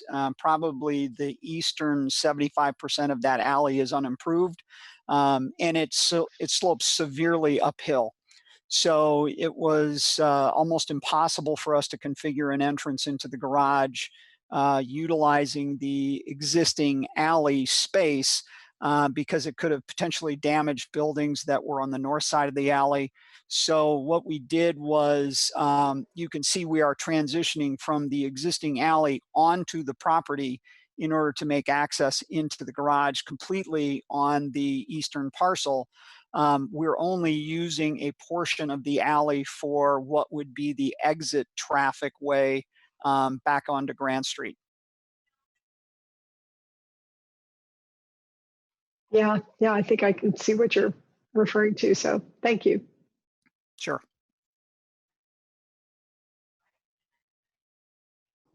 Any other questions from commissioners? I see Commissioner Kinsey. As long as we're talking about access, I had some questions about 3rd Street. Can you just point on this one? I'm having trouble remembering kind of where the access points are from 3rd currently. You said earlier there are no new curb cuts on 3rd. That's correct. I don't believe there are any existing curb cuts on 3rd Street to either areas of the development parcel. And we're not proposing any new curb cuts. I just wanted to make sure. Thank you. Okay. So the access is either from Grant or from the alley. That is correct. Okay. That is correct. We tried to utilize, so the existing traffic pattern, there is no existing traffic pattern for the east block. Like I said, we are trying to utilize the existing alley as a portion of our access. We will improve that alley access and widen it to allow the ingress into our building, and we will utilize the alley space as the egress lane. When you access the west parcel, that existing alley is one-way traffic from east to west. And so we are proposing to maintain that. You would access the alley off of Grant Street, travel west, go into the garage, and when you exit the garage, you would travel west again in the current traffic pattern, so that we're utilizing the existing traffic movements again and not creating new access points. There is an existing surface lot just north of the proposed retail that currently has access to Grant Street. We are proposing to close that access point. That parking would be eliminated, and we would then be able to provide additional parking on Grant Street for 2 additional spaces. Okay. Thank you. Yeah. I had another question about, actually, Ryan, I think this goes back to you. You indicated that the department encourages additional design features on the 3rd Street side. And I wonder if you could say a little bit more about what that would be. So there's a list of acceptable additions to entrances. It's a long list. There's several other things other than what's being currently proposed, which is canopies and then the landscape seating area. Things like art designs and things like that would be a great addition to the pedestrian entrance. So we're looking for something within those acceptable additions, but you know, it's sort of up to the petitioner. They had mentioned that they potentially were open to the addition. So it's just the current entrance isn't very pedestrian friendly. It looks sort of like an alley entrance, for lack of a better term. Yes, I have a question, and maybe this might be for Jackie and the department. What then can we do to assure that those design features or possible considerations are undertaken? I just want to make sure that we're not, well, I'd like to try and take the advice of staff and make sure that gets worked in. Is our only option to add a condition about that, or how might that be assured as part of this design? Yeah, so I think the option is to add a condition. So, you know, you all could discuss something specific that you want, or just add a, basically like when we were looking at this design, like for example, in the eastern building, the eastern portion of the eastern building, you know, the level that is immediately adjacent to a pedestrian, including the door that's going to go into the, I believe it goes either into a stairwell or into the garage area, is pretty simple, plain, or bare. And so our suggestion would be, you know, this is going to be a very highly visible facade. Additionally, the facades on Grant have been planned so well to be interesting, and that we would like that to also be brought forward onto the 3rd Street side. So if you had an area in mind, this, you know, that if the Plan Commission wanted to identify specific areas that they wanted to have increased interest added to, I think that would make sense as a condition. Otherwise, you know, they will meet the, as Ryan said, the UDO requires a certain number of things to be included at each pedestrian entrance. What they have chosen to do is do the recessed entry as well as the awnings. So they are meeting code requirements. We were just looking for maybe a little extra, again, like I said, on the eastern side of the eastern building, and then for some of the pedestrian entrances that are mostly just a door with a small recess, just to provide, because it's a very visible part of town, obviously. It's going to be a big development for us here. Yes, yes. Is that helpful at all? I think so, yeah. I think my concern is about 3rd Street, and I don't know if we can go back to that, the best rendering we have. I don't know who can orchestrate that. If Ryan can. Ryan, can we get a closer one than that? Yeah.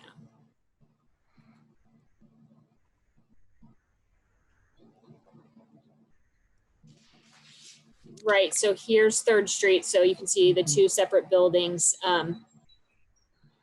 You can see that there's a door on each building. On the eastern building, it's right in the middle, near where Ryan's cursor is. And then on the western building, it's further to the west.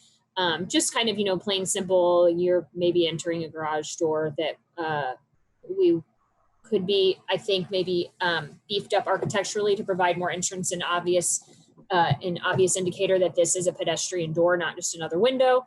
And then the bare sections on the eastern building we thought could maybe have some sort of treatment to be more interesting.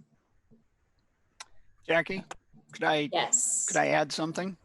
If you could actually zoom in, that we understand the comment and don't want to dismiss it. The challenge for this particular project is, as I said, there's about, on 3rd Street in this particular building, there's about 5 feet of elevation change from the far right-hand corner of the building to the intersection of 3rd and Grant. And as we viewed the site, we have, I would say, upgraded the entrance to provide storefront, a storefront entrance instead of, say, a solid door. We are providing an additional window into that area, which essentially is going to be the back of the retail space. And we're also in between levels of the first floor of residential and the retail space that is on Grant Street. So we have added a little bit more of, I would say, architectural treatment to the elevation within that recessed area. We've also added a light fixture, and we're proposing signage that would provide recognition of the entrance either for the residential project as an entrance. But the challenge would be for pedestrians, it's going to be very easily seen. You're going to be able to walk right by it. The recess is only 5 feet. All of that is going to be highly visible. From a vehicular standpoint, you're going to be going downhill at 35 miles an hour, and you're going to go by it in a split second. So what we don't want to do is articulate the base of the building any further or differently to the right of this entrance, because we think it already provides a very solid base to the 2 stories of residential that are basically at grade at this southwest corner or southeast corner of the building. So I think we have tried to address those comments in this particular elevation. This was a little different than our first submission, to do what we can without trying to go really beyond what's appropriate. Yeah, so I think, yeah, historically, you know, we don't require that you build one large building on a lot that has so much slope. That's a choice you've made. And so we run into that all over town. It's a very hilly place. You know, so for example, if this were 3 different buildings that each were catching their own grade, then they would have more, you know, more reasonable or more easily visible entrances. And they would not, you know, line up. They would line up with grade, but we understand that you wanted to build one large building, so that kind of cuts off the first floor there on the east side. And just a way that we have as a planning commission address that, or other reasons to have, you know, need bare walls, for example, that that you also have here, like having a parking garage on the other side, is by including, you know, art that small art installations that, you know, relate to themes from Bloomington, things like that. Those are things that the Plan Commission have considered and required in the past. So just to your question, Jillian, that's something we've done. Like you might think of at the Chocolate Mousse on the Washington Street side, there is like a for bicyclist metal sculpture on the wall because it is on the other side of a parking garage, and we didn't want a faux window there. You know, we have the windows on the Smith Avenue side that have a rotating exhibition from the school across the street because they weren't going to be able to have real windows, that type of thing. We have included those in the past, not terribly expensive or I would say large installations, but something just to provide interest.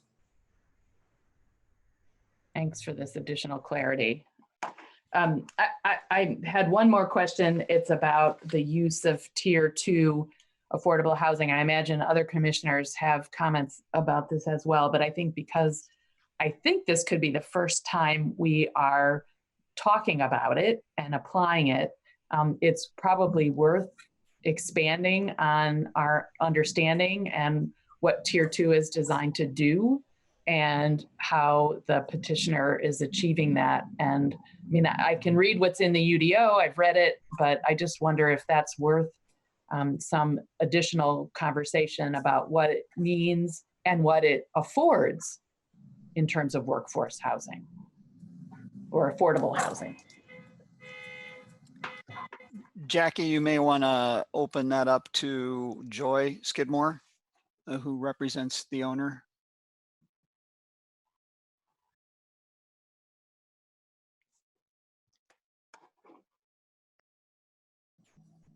I believe she's already unmuted, just a sec. I was, and then I wasn't, but I'm back there again. There you go. Okay. Thank you. Yeah, my name is Joy Skidmore. I'm with the Annex Group. And so our interpretation of the code is, as Craig had shown in one of his slide, is that we need to have 7.5% at 80% AMI rent and 7.5% of the units at 120% AMI units at or below. So that is the requirement within the tier 2 definition in the UDO. So we are working with Doris to determine exactly what those rents are, because they are different. I think the code says HUD AMI rent, so that'd be area median income rents for the area, but I believe Bloomington has their own rents. And so we actually have a call scheduled with Doris on Thursday to discuss those rents specifically and make sure that we are programming it correctly, and also talk through the agreement that will be needed. So as Craig mentioned, we are the developer for Union at Crescent. So we're very familiar with qualifying tenants based on income levels. And so we can basically use the same principles that we're doing there and apply them here for this project in order to meet those tier 2 affordable housing requirements. Great, thanks. And I'll just add from a staff perspective that the idea of adding the tiers for affordable housing incentives was to codify a practice that we have been doing now,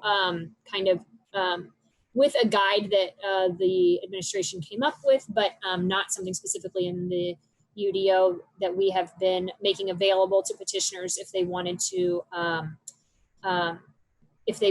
do affordable housing on projects. So you've seen that in PUDs and site plans, I believe, because as you know, state enabling does not allow us to require affordable housing. So in this way, when we do the incentives, the petitioners are able to look and see what incentives they might be interested in. So in this case, they're getting the additional height as well as the reduced parking requirement. And then in order to be able to do that, then they have to meet the two groups here, which Joy mentioned, the 7.5% at 120 of AMI and the 7.5% at 80. So that is an option that they can choose, and this petitioner did choose to do that. So we are excited about that. It's a much, I would say, cleaner way to offer affordable housing and for us to be able to have it be included in developments in different parts of town, especially here in the downtown area, where it can be most beneficial to people to be able to be in walking and public transportation distance from lots of venues. Did that answer your question, Jillian? Yes, I wonder if anyone from HAND, or is there anyone else that wants to comment on this from either the... So they weren't able to be here tonight. They did ask, but then we said, because there was no signed agreement yet, and because it is so much clearer now what the expectation is, we said that's okay, you probably don't have to be. But yes, we are, they are also excited as well, of course. In the future, so the way that it is in the UDO now, it's very clear cut. If they want to have, if you are to approve this site plan tonight and they want to build it, then they're going to have to meet the affordable housing incentives, including the agreement.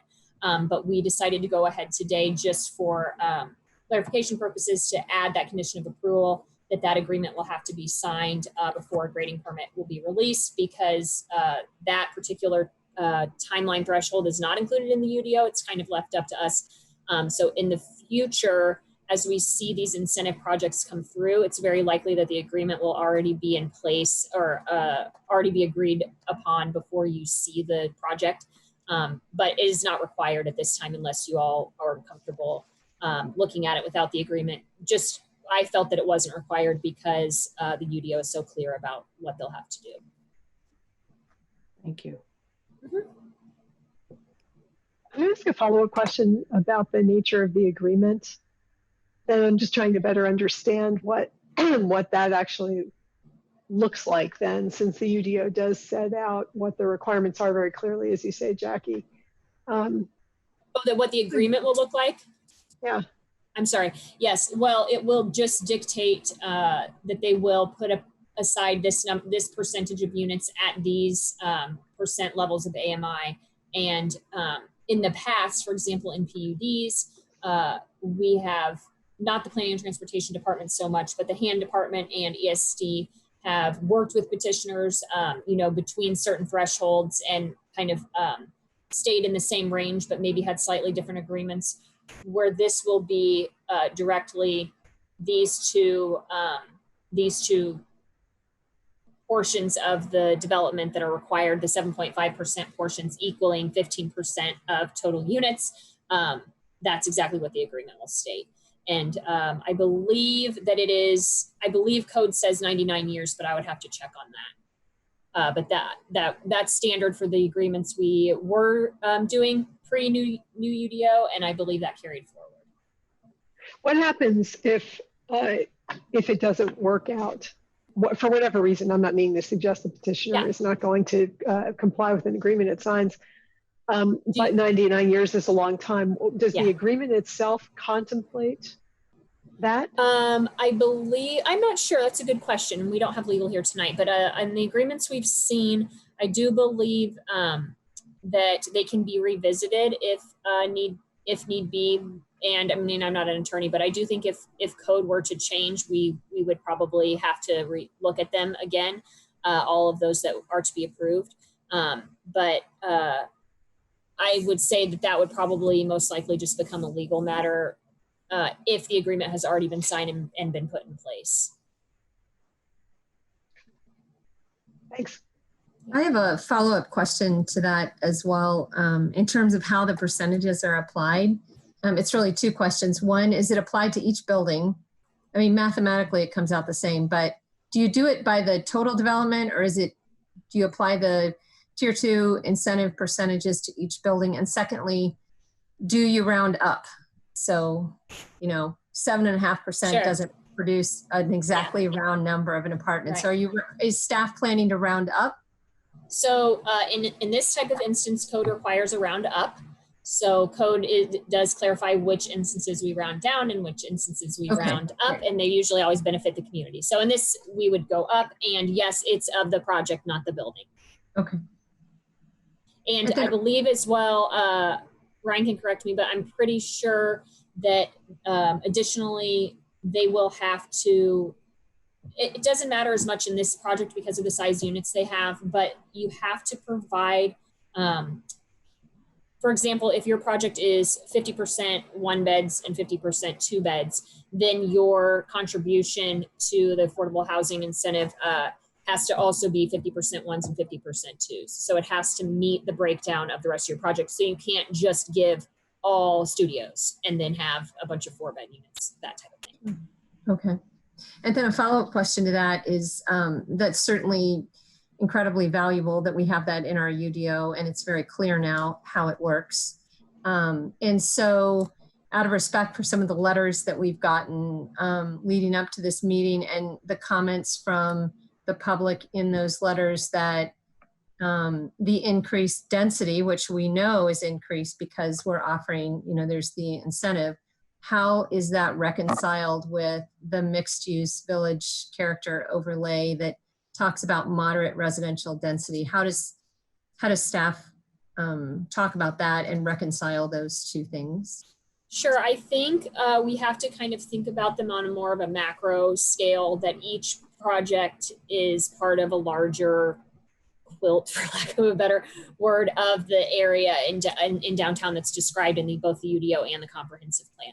So we will, in lower density areas, have pockets of higher density. And, you know, prominent corners immediately adjacent to large commercial, you know, corridors for us, that's a good spot for that, for this type of development to have more density. And yes, if we have 4 more of these, you know, lined up along 3rd Street, then we may have to, you know, consider that a little bit more. But I mean, code allows for the extra height, which you're right, then does bring, of course, extra density. But we do feel like this is an appropriate location for that. Okay. Thank you. Appreciate the explanation. Sure. Okay, any additional questions from commissioners, either for staff or for the petitioner? I see Commissioner Cochran and Commissioner Herrera there. Let's go first to Chris. All right. Hey, thank you, Brad. So for Craig or Joy or one of the representatives, I noticed you have the 2 retail spots, one at 2,600 square feet, the other one at 4,400.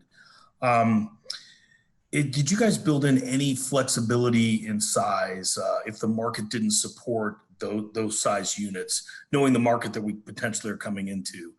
Did you build in some flexibility to actually break those up into smaller units?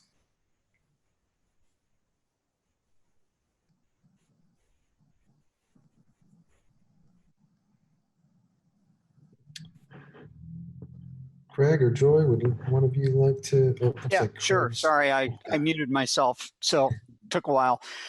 Yes, we did.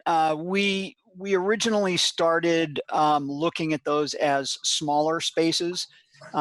We ultimately chose to look at them ultimately as a single space, only to be as flexible as possible to the type of tenants that we could attract. Obviously, these buildings, if approved today, are still probably 24 months out. And so the retail environment now is very different than it was 24 months ago. But both of the buildings would be able to accept either single tenant users in the retail space or could be configured to be multi-tenant. They've both been provided with the ability to access the outside. May have to be a little bit of a rework with the grading, again, because the change in grade along this both parcels. We have currently allotted for a couple of access points rather than 4 or 5 on the east building. The west building being only 2,600 square feet. The most you would divide that is maybe 2 1,200 or 1,300 square foot spaces, but we really like to see that be a corner tenant. So the short answer is yes, but. Good. All right. Thank you, Craig. Thanks, Chris. Commissioner Herrera? Right. So I have a question regarding the comments from the Environmental Commission and regarding the green building practices. I wonder if you can share the projects regarding green building practices, regarding about the green roof, the description about that, and also about the building shell regarding the minimum performance requirements. So if you can explain more about these aspects of the buildings. Sure. Just addressing the building design from a sustainable standpoint. All of our buildings generally exceed the minimum requirements for sustainability or for energy use. There's a couple of ways that you could look at this. You could look at it from an energy standpoint or from a sustainability, local materials, and so forth. I would say the highlights that would go into this project, we would source as many local materials as we could. That would be generally within a 500-mile radius. We would be using high efficiency appliances throughout the building. We would be using low heat, light colored roof to reduce the heat gain on the roof areas. We do show some areas for green roofs. Those would be a palletized system, which utilizes sedums and smaller plants rather than an active vegetative roof. That just reduces the overall weight requirements on the structure. So it also helps cut down on the heat load on those roof areas. We would use LED lights throughout the building, both inside and outside, to reduce overall energy impacts. So those are some of the major functions and components of the project design that would address the sustainability aspect. Regarding the parking and with the electric vehicles, there are 50 parking spaces, and the recommendation would be to have at least 5%, that it could be 2 or more spaces. So what are the plans for this recommendation, taking into account that you have plenty of parking spaces? Well, I would say that at present, we have looked at just creating an infrastructure that could allow for the installation of charging stations, should they be requested by the tenants. Again, one of the things for the affordable incentives is to reduce the number of parking, which we've done. These parking garages would not be open to the public, so they would be a controlled environment for the tenants. So if the tenant population would request or potentially say petition or request the developer that, hey, this is a need, we would design the project so that it could be installed later on. I can't speak for the developer as to whether or not they're going to commit to put them in right away. But generally, we design the parking garages and the electrical systems within our building to be able to allow the installation based on demand in the future. Okay, thank you. Yep. I have a question. Go ahead. So it's in regards to the Tier 2 affordable housing incentive. I understood what has been explained. It was very nice.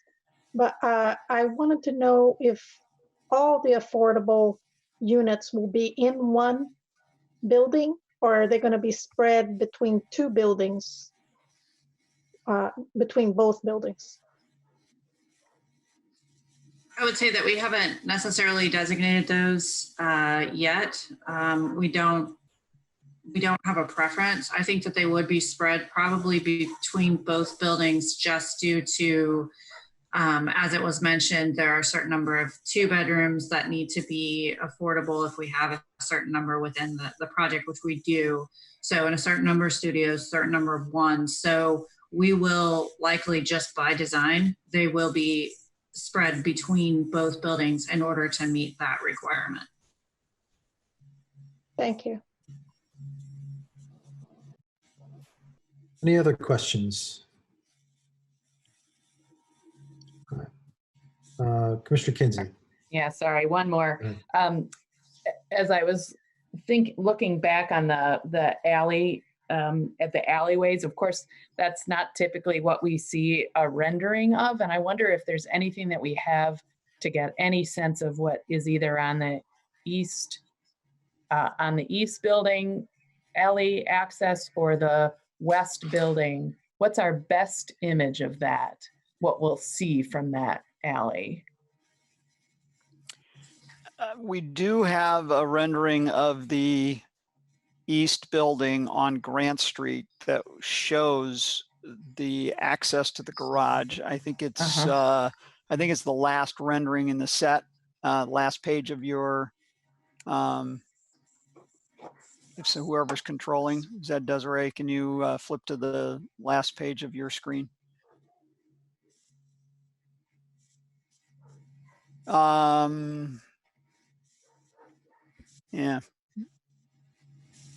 Sorry. Well, maybe go back up. It's the last set of renderings, wherever the renderings are in your set. I know where they're in mine, but not yours. Maybe go. There you go. There you go. That's the one. So this rendering actually is of the proposed alley cut.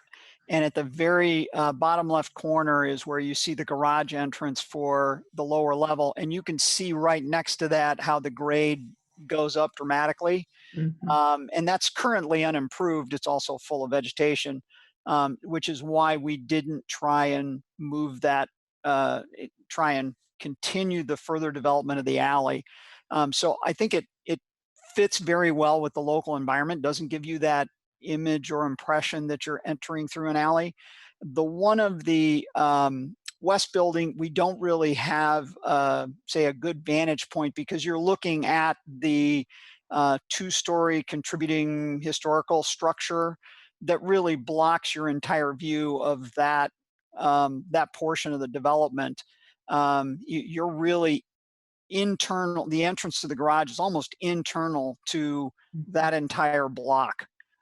So it's out of sight, out of mind. It's not a prominent entrance because it is screened in multiple directions by the developments on the north side of the alley, as well as the two-story existing structure on Grant and the alley corner. Okay. Thank you. So I've got just a follow-up question on this view here. Is there a reason that it looks from this view that the driveway, if you will, the entrance here sort of curves around? Is there a reason that couldn't be more of a straight drive into that entrance? Is it just to try to keep with the existing curb cut there? We were trying to not make that access point double wide because the existing alley cut would remain anyway. If you were to provide a separate access point to a garage off of Grant Street, you would effectively have two curb cuts within very close proximity, which is generally not allowed within the code. So we tried to double up on them for the betterment of Grant Street, essentially. I guess question for staff is, if that alley is unimproved and unused, is it necessary that we keep that the current cut? In other words, could we not just move the cut to create a straighter shot into that into the garage? Yeah, so that's really more a question for council, but they do not, in my experience, very often vacate alleys. So that's what would be required, would be an approval from council to do so. And for, the way that these properties are right now, no one's using those alleys. Obviously it's unimproved, but that doesn't mean that won't change in the future. So they often don't give those up. So that's what I was trying to describe earlier. So when you're looking at this image, the driveway, the left side of the driveway is the alley. And then the right, maybe 1/5 of the driveway is on their property. And so they enter mostly on the alley and then take the curve into the property.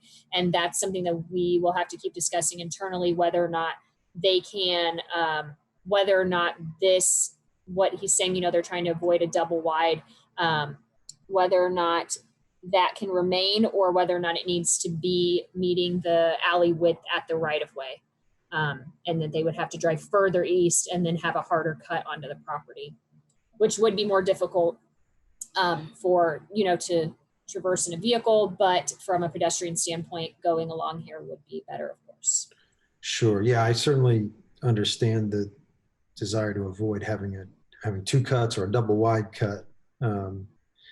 Right. Yeah, I get your question. I'm just not sure they would do that. A curvy driveway is just not really something you typically see, and that's a very suburban feature to have a curvy driveway. So our preference would be like what they're doing on the other side, which is just utilizing the alley, accessing the alley, and then using that to access the building without having to have this kind of special alignment here. But to Craig's point, it's because of the existing slopes there that are in the alley, and then that kind of a little bit dictated what made the most sense for which way that garage door should face.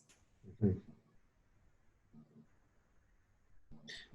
Yeah, okay, great, thank you. A couple other quick questions for the petitioner. Is the plan to have full-time on-site management here in one of these buildings? And if so, which one?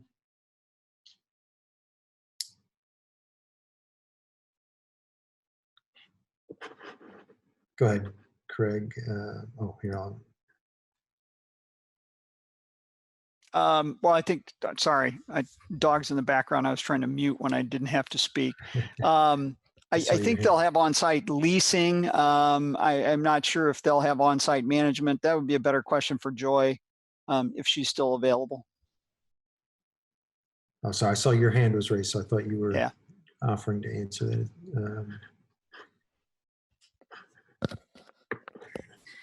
Sorry, I also have a dog in the background, so I'm trying to mute, and I can't unmute. So I apologize. Yes, typically in our projects, we do have an on-site manager. And I mean, I don't know that we've figured out necessarily which building they will be located in yet, but we do typically have an on-site manager. They're usually within our largest, we put our leasing offices within our largest amenity area. Great, thanks. And then final question is just about kind of the footprint here. I know when we looked at the project a couple of years ago, yeah, this view right here would be good. I recall that in the original plan, there was a step back next to that existing two-story building. It looks like there is no step back, but am I correct in saying rather the entire building has been moved farther away from that building than what we saw in the original plan a couple of years ago? That's correct. We had a much bigger building on the ground level proposed on the west side 2+ years ago, where we were essentially covering a majority of the surface lot, the portion of the site that's in colored white, as well as the open space that we've currently provided behind that. In the redesign of the project, we went back and kind of reevaluated the internal space and the use and so forth, and we removed that section to kind of downscale the building footprint at the ground level. Therefore, in the code requirement, eliminated that step back area and the conflict with the historical building as well. So that was appreciated by the Historical Commission. Yes. Yeah, that's great. Can you maybe just describe what's going on in that area? When I look at the elevation, sure. looking west from Grant Street, it's really hard to get any perspective as to what's happening there. It doesn't really depict anything in that space. You just kind of see the street tree and then the building right behind it. Yeah. So we're improving the streetscape a lot, I believe, on the west side of Grant Street by eliminating that curb cut and that parking area. So there's the elevation. So most of the building on the right-hand side, the right half of the building is set back from Grant Street approximately 70 feet. Even though it looks flat in elevation, all of the 4 levels of balconies are 60 to 70 feet back from Grant Street. So you have that open surface, existing surface lot, and then you have another 25, 30 feet of outdoor landscaped area that is going to be utilized by the residents at grade for outdoor space. And then the retail component, which is the below the 3-story brick element, basically from the middle of the elevation to the left, is pulled out to the street frontage into the Build 2 area per the UDO. The ground floor is activated with retail and then residential above. In both of the buildings, we've articulated the corner of 3rd and Grant by using larger window areas and metal panel to kind of create that sense of entry into the 3rd and Grant area and into Restaurant Row. So we get a lot more activation on the corner of the buildings on the bottom 3 levels. The west building, you see, we have activated the roof terrace at the 4th floor. You'll have resident balconies that are roughly the same size as a projected balcony on other levels that have access at the roof terrace level. And then the amenity space will be overlooking 3rd Street to the south for this particular building. So if I'm hearing you correctly, you're saying that there's the surface lot remains. Behind these trees, there's still going to be a surface parking lot in this bottom elevation here. It's going to be, the parking use is going to be removed. The open space is going to remain. It could become part of whatever the use continues to be for the 2-story structure. That could utilize that space in the future as outdoor area. But it is not programmed for building area. And it's not accessible as a parking lot anymore from Grant Street.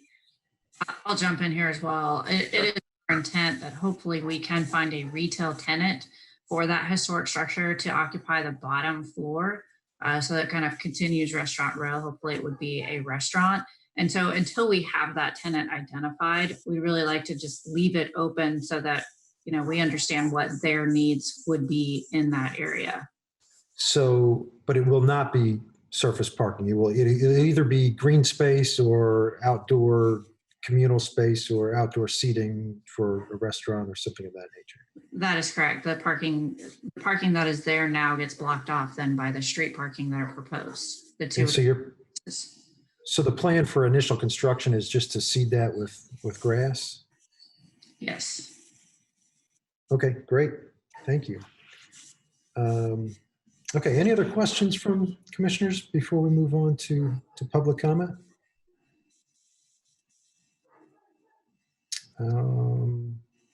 Okay, don't see any, so I think we're ready for public comment. Once again, just a quick overview of how this will work. If you want to make a public comment, click the participants button at the bottom of your screen and click the raise hand button to signify that you'd like to make comment. Jackie will recognize you when it's your turn. Please state your name for the record, and you'll have 5 minutes to make comment. Hey, Mary Beth, you can go ahead. Hi, thank you. My name is Mary Beth Coller, C-O-L-L-E-R. I am the trustee for the trust that holds Callstone Square, which is directly east on 3rd Street of these two proposed buildings. And I also own the building directly across the street on 3rd at the other corner of 3rd and Grant, which is the 400 professional building. I have just a couple comments. One is I don't quite understand how this affordable housing and eliminating students will work. Clearly, a lot of students will qualify for affordable housing. And given that this was rejected before for student housing, I'm just not quite sure how that will work, how they will screen people to make sure that it's not student housing. So that's something to be addressed. Secondly, as the owner or the trustee for 2 adjacent parking lots, I'm very concerned about the parking. I understand that by using these allowances or whatever they are, they were able to reduce their required parking. That might be okay and meet with the criteria, but if there's not enough parking, there's not enough parking.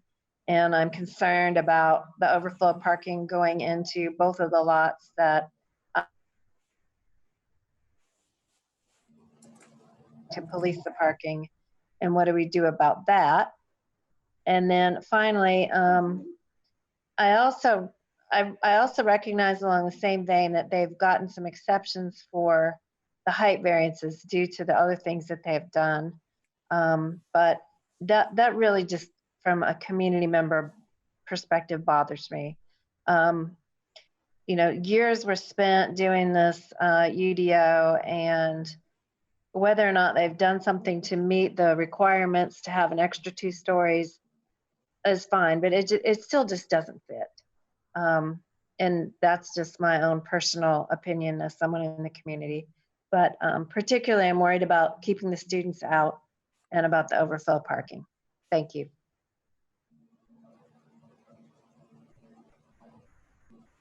Thank you. Okay, Greg, go ahead. Hi, thanks. I'm Greg Alexander. I've got another observation about sidewalks. This project is directly on 3rd Street. It's a high-speed part of 3rd Street that if the students ever come back, sees a lot of traffic, both pedestrian and car. It's very difficult to cross. The crosswalks there give a very low pedestrian level of service, and so people aren't going to want to switch north side of the sidewalk, south side of the sidewalk. They're not going to want to switch back and forth every couple blocks depending on which one's closed. And so, long story short, the contractor, one way or the other, is going to screw up the maintenance of traffic plan. And as a result, people are going to be walking in the street on 3rd Street with the high-speed traffic that's there. This is 2 blocks from where a woman was killed earlier this year, pedestrian. And I just can't emphasize enough that every single time this sidewalk is blocked, it will be an emergency. People will be walking in the street on 3rd Street. And so we ought to just from the start close a lane of 3rd Street. Yes, the contractor will sometimes still block that lane. It is so hard to get contractors to comply, and our department is so reluctant to use the powerful tools at their disposal. But we should just go ahead and remove a lane from 3rd Street, the north lane there on 3rd Street, because 3rd Street is dramatically oversized for the amount of traffic that it ever sees. It can afford to lose that lane, and that will act as traffic calming. So then when pedestrians do have to walk in the street or do have to make unadvisable crossings, at least traffic will be calmed somewhat. We need effective traffic calming along the entire length of 3rd Street, but when we have a construction site like this where we know ahead of time the contractor will screw it up and will block the sidewalk, we need to have some sort of traffic calming right there, right then, because undergraduates and grad students, law students will be walking in traffic because of this project. Anyways, that's no reason to reject the project. The fact that it has only, about 45 spaces of parking for 110 bedrooms, that's a good ratio. That's actually still sufficient. That's not, I think we should constrain supply. We should provide even less than that. But, because if you actually look at any of this close to campus housing, 40% of students do not own cars. That is already an excessive supply of parking compared to the students that actually do live near campus. I'm not concerned with students occupying affordable housing. We want to drive down rents across the board. We want to minimize the number of students that are then competing for apartments just slightly further from campus. And this is a good way to do it. We need to build more bedrooms. The simple fact of the matter is that it costs a lot of money to provide parking. And if the developer is able to build more units without building more parking, they're willing to even accept constraints on their rent. That's amazing that even a private for-profit developer will accept rent restrictions in exchange for being allowed to build housing for people without being required to build housing for cars. It's just so incredibly expensive to provide housing for cars. Thank you very much for your time. Thank you.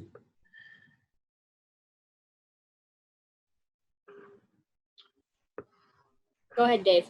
Okay, thank you. Hi, everyone. My name is Dave Harstead. I am a neighbor of the project. In fact, as I look over my webcam right now, I can see the site. My building's at the corner of 4th and Grant. I'm in the old vintage warehouse building, and I love being on Restaurant Row. It's one of the liveliest areas of town. Kirkwood's obviously close. It's a great neighborhood. But this area that we're talking about here is not one of the more lively parts of town. In fact, I think you could accurately describe this site and a lot of the areas around it as sort of a wasteland, sort of a unutilized part of our town. And so I'm really happy and I'm really thankful for the folks at Annex who I don't know and who I've never met. I'm really thankful for them investing a significant portion of their life savings to make this part of town a better place. And so I support the project. And what I think I'm hearing in terms of the unit, you never know who's going to be in a project and lease it. But in fact, not purely gearing it towards student, but I hope they have some students there, to be honest. I want to go on the record as saying that what makes this area neat and special is the eclectic mix of people here, including students. I look at my own building. I have 7 residential tenants, and 2 of them either own or work in local restaurants.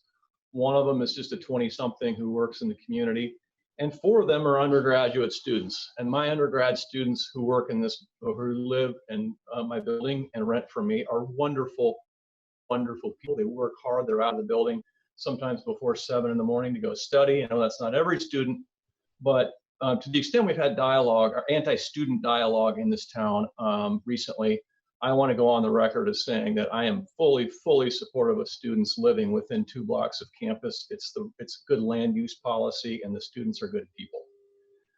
I also like the idea that the retail is oriented towards Grant Street. Right now, Grant is, Bruce Storm has done a great job of putting some, repurposing some buildings along Grant Street, which is good for our community and helps expand Restaurant Row. And we have special places here, but let's create some new special places, and hopefully over time we can make Grant Street and our north-south streets in this town a special place as well. I do want to comment on a couple of things that are probably post-approval items that I hope that staff in particular spends a bunch of time working on. Obviously, there's a lot of grade in this area, and I'm thankful that the design team has spent a bunch of time thinking about it. But one of the things that a combination of steep grades and a lot of limestone has created in this part of town is we have drainage problems. And I'm hopeful that some real attention to detail is taken by the engineering folks to make sure that the stormwater isn't just discharged directly into the street whenever possible, and it can be tied into the Jordan River or other stormwater facilities that discharge into the Jordan River box culvert. I'm sure people here in town remember canoes in this area, and hopefully we don't repeat that. It's certainly not Annex's job to solve every drainage problem in this part of town, but hopefully with a little bit of effort, we can create a better drainage system that we have now, one step at a time. The other thing that I want to mention, and Commissioner Weisler mentioned, is in the west building. I don't fully understand that north elevation and how it looks. When I look at, I have a sheet that was sent to me. It's sheet A34 from the architect, and it looks to me like there's a pretty large blank wall with either hardy plank or ephes or something like that. And I hope some he said it was blocked by that existing house. It's a 5-story building, so I'm not saying that it's not right, but I would hope that we can pay some attention to detail to spruce up that north elevation of the west building. And so with that, I appreciate your time, and on the whole, I'm very supportive of the project and thankful that it's getting built. Thank you. Thank you. Okay, Dave Askins, go ahead. This is Dave Askins with the B Square Beacon. I just wanted to ask a question that I think touches on the comments that Mr. Harstad and Ms. Collar made. Simple question: why is the name Annex Student Living still a good name for this project, even given the affordable housing component? Thanks.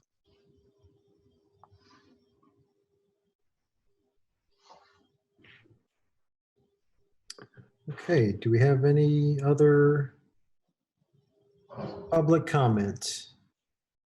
Anyone on the Facebook feed? I don't see anybody yet. Nobody on Facebook. I think we're good. Okay, last call for public comment. Okay, we'll go back now to the commission for any final. If I can interrupt, I'm sorry. I just want to make one clarification. This is Ryan, by the way. Yeah, go ahead. The vacant parcel to the north on the west lot is currently paved. It will have to remain paved until HVC has approved any proposed change, because it's in the historic district. So it'll need a condition of approval. I just wanted to clarify that, since they talked about potentially seeding it. Thank you.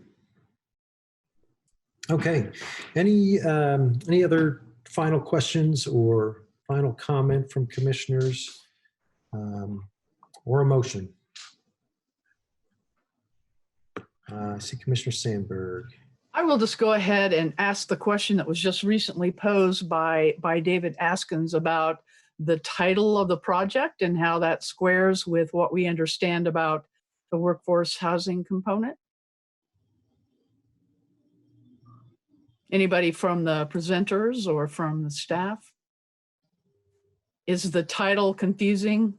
Sure, I think Craig's going to answer. Just a sec. Yeah, I think that the title showed up in the staff report from a letter or a petitioner statement that was submitted with the old annex title of Annex Student Living. But the petitioner is actually the Annex Group, which has moved away from student living as their focus of development. So Scrivener Right. error. Just a, Thank a you. correction. It's actually that's how it was presented on the application. So staff Okay. just went forward with the name that was given. Yeah, I do apologize for the confusion. The application, I think, again, was a holdover from the original application, was just kept as Annex Student Living. We are now the Annex Group because of the shift in our focus on what we built. And thank you for that clarification. Oh, Jackie, I'm sorry. No, I was just going to say, so yes, they did let us know that they would prefer to change it, but because the initial name they gave us went to the paper and all the neighbors, we are obligated to carry that forward and just felt they could explain it here at the hearing if they wanted Right. to. And during the presentation, again, I think the slides were going by fairly quickly, but I did read something that says no student housing. But again, as some of our commenters have presented, you know, that's never going to be completely pure. And of course, if there was anybody from hand that was here to describe what that formula looks like as to who qualifies for workforce housing, I do believe it does have some component of you've got to have an income. It's all determined by your income. Now, some students could very well have an income. They could be maybe part-time students and part-time workers, or they may work a full-time job and go to school part-time online or what have you.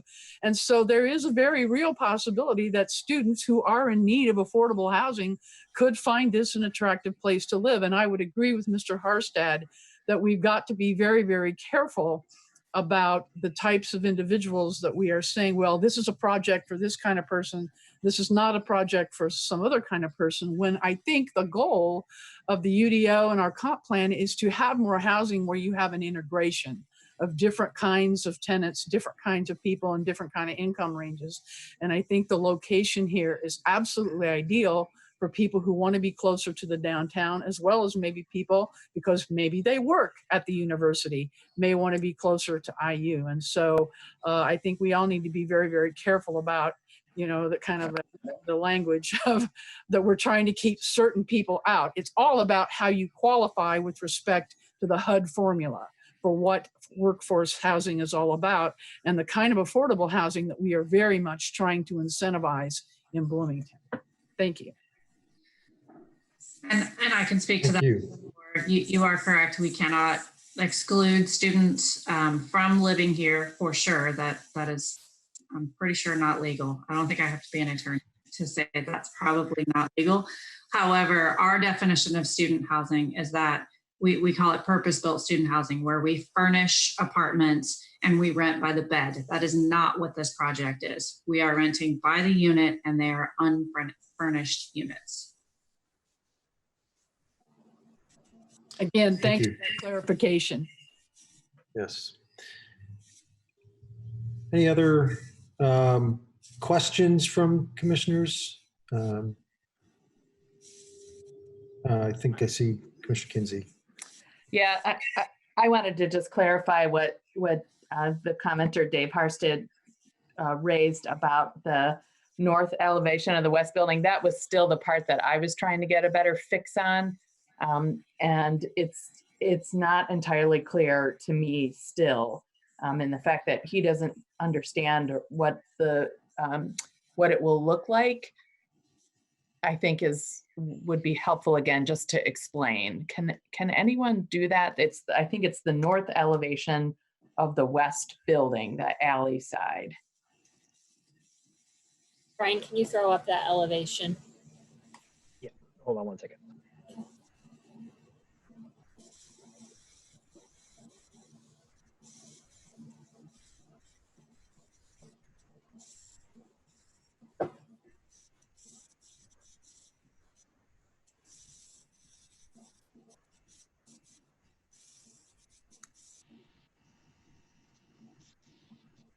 Oh, okay. Sorry. What one was it again? The north elevation. The north elevation of the west building. Yes. Yeah. Yep. So as you look at this building, again, it's difficult to read, but the portion of the building that is adjacent to the alley starts about 2/3 of the way over from Grant Street. It is the light colored vertical stripe. And then you see the garage door entrance. That would be more or less in the center of the mass that is adjacent to the alley. So if you see the two light colored vertical zones, that defines the width of the building as it approaches the alley. It's set off of the alley about 20 feet. So it's not immediately adjacent to the alley. The remainder of the building to the left is, again, about 80 feet further back from the alley. That's the other L-shaped leg of the building that goes back out towards Grant Street. So you're looking at a garage door for the access to the garage at the alley elevation. And then you have 4 sets of windows above that are really at the terminus of the hallway for the residential units, because the units faced east and west in those locations. So the solid zone to the right is a stairwell that takes you all the way down to grade. The solid piece in the corner is actually our trash chute that takes the trash down the building to an interior trash room off the alley. Thanks. I hope that helps with our Sure. images here. Thank Not you. really, buddy.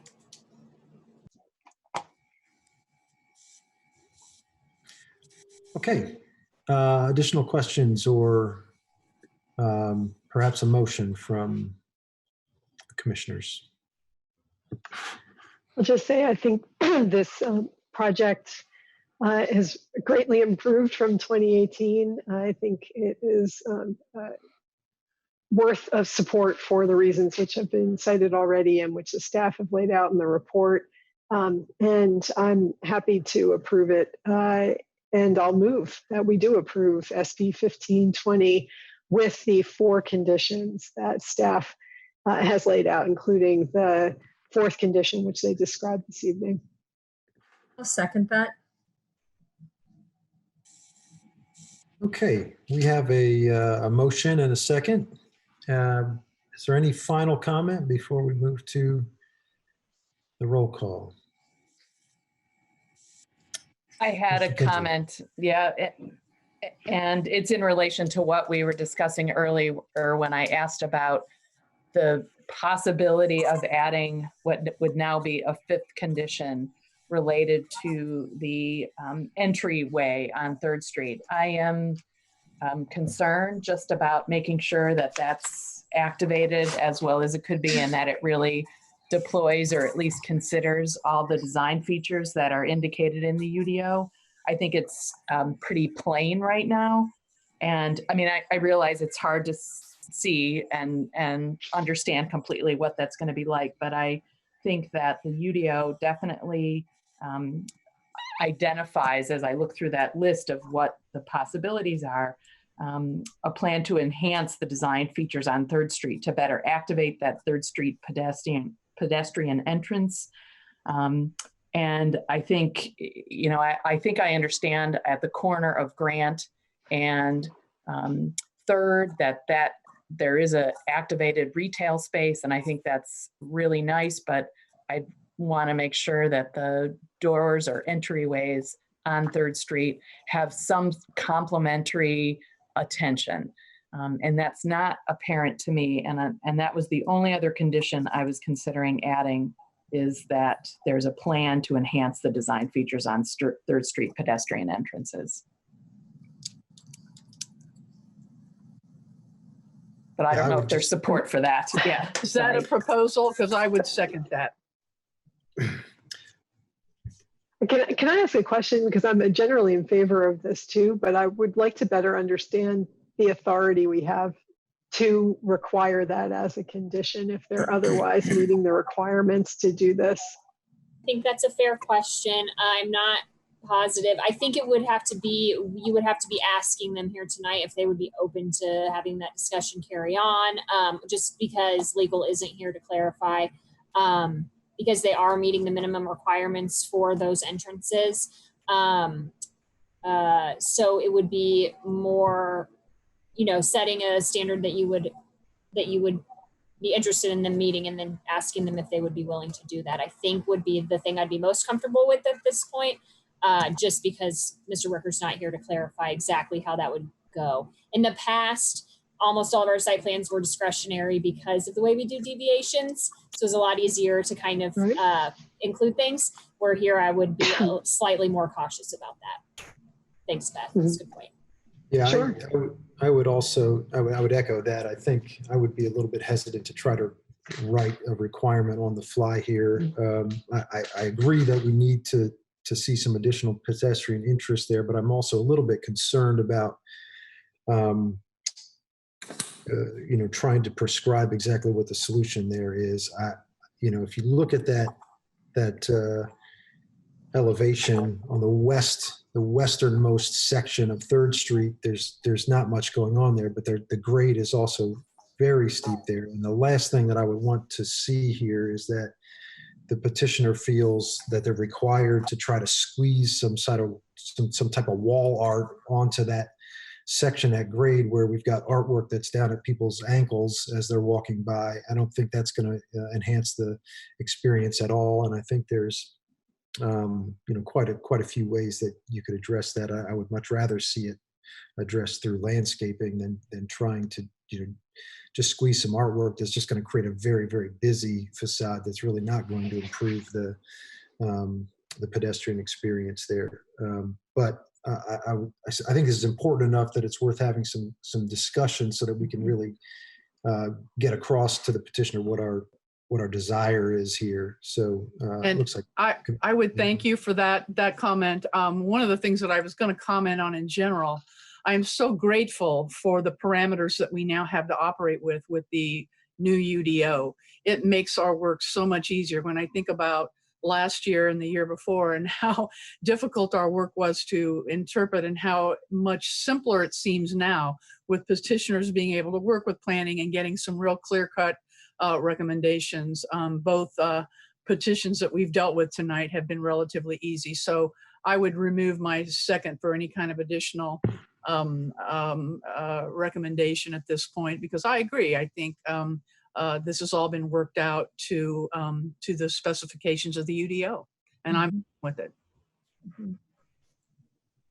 Well, I would remove the condition if given the legal concerns that were raised. I certainly don't want to get us in trouble with legal at this point, but I do remain really concerned about how it looks on 3rd Street. And I think that I'm just going to state my preference is for the petitioner to really think about those entryways and ensure that they're activated and they incorporate more of the design features that might be reasonable given I understand the elevation interests, and if it could be done through landscaping or some other means, I would really encourage that. I think it's going to look pretty sad from 3rd Street, and as much as I agree that there's cars going past at a rate of speed, but if you're stopped at that light and you're walking by, which I think we're going to see a lot more pedestrian traffic on 3rd given this development, it deserves attention. It should not be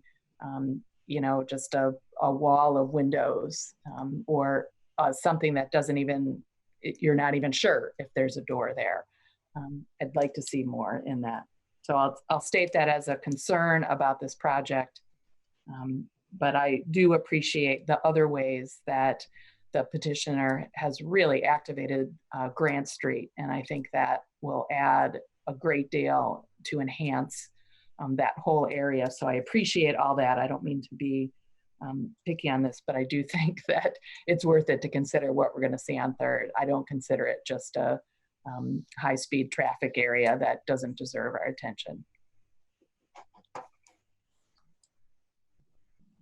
Thank you for that. Any other final comments?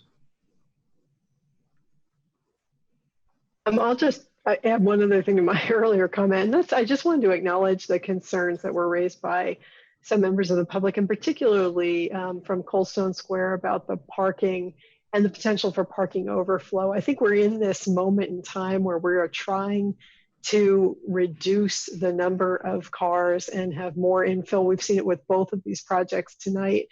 And I appreciate that there will be still some concern about, well, will that really work? Will people really not have cars? Will they not be looking for more parking?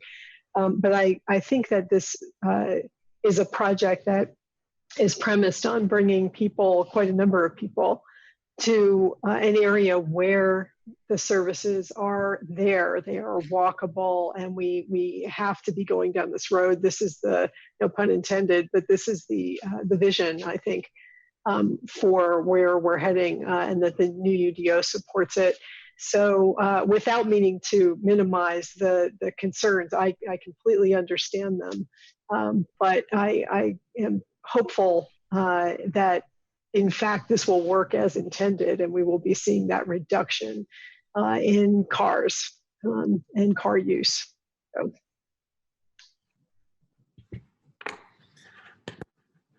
Okay. So we, the motion is for approval with the findings and conditions as outlined in the staff report. And I think we are ready and for, with the additional fourth condition that was added with the tonight, additional Brad, fourth as well. condition. Yeah. Yes, Thank you. yes. And any final comment? I think we're ready. Last call. Okay, let's call the roll. Whistler, Yes. Copper, Yeah. Yes. Kate, Yes. Burrell, Yes.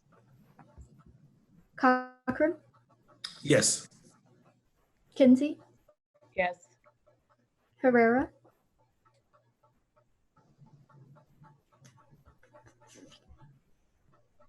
Sandberg, Yes.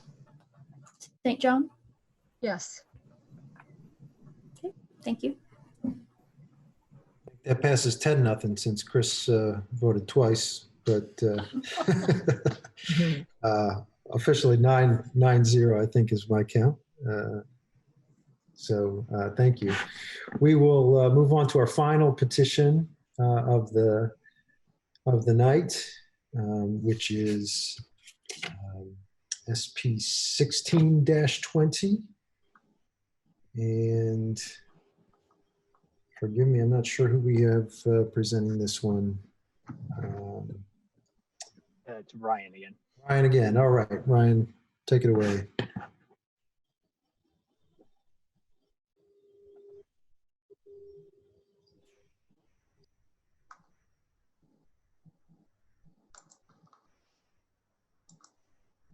Okay. This petition's for the property located at 2300 West Tap Road. The property is currently zoned employment in the EM district. The property is currently developed with a single family dwelling. The comprehensive plan has designated this property as employment. The surrounding uses include vacant parcels to the north, south, and west, and the Clear Creek Trail to the east.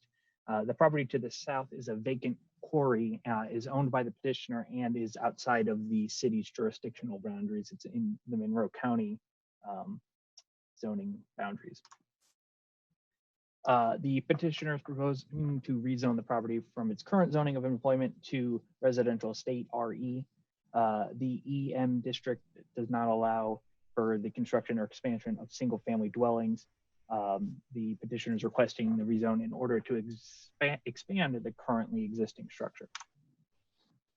The site, just as a history of the site includes a historic house constructed in 1855. The property is within the Borland House in First Quarry State listed historic district.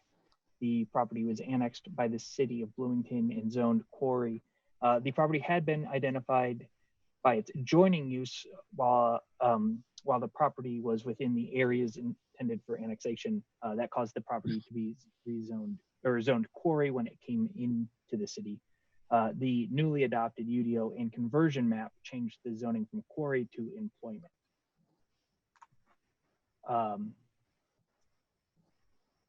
This is the comprehensive plan again, has this as employment. You can see that the light blue area encompasses the entirety of the parcel. So the comprehensive plan offers these points of guidance for development approvals. The first one is goal 2.2, preservation.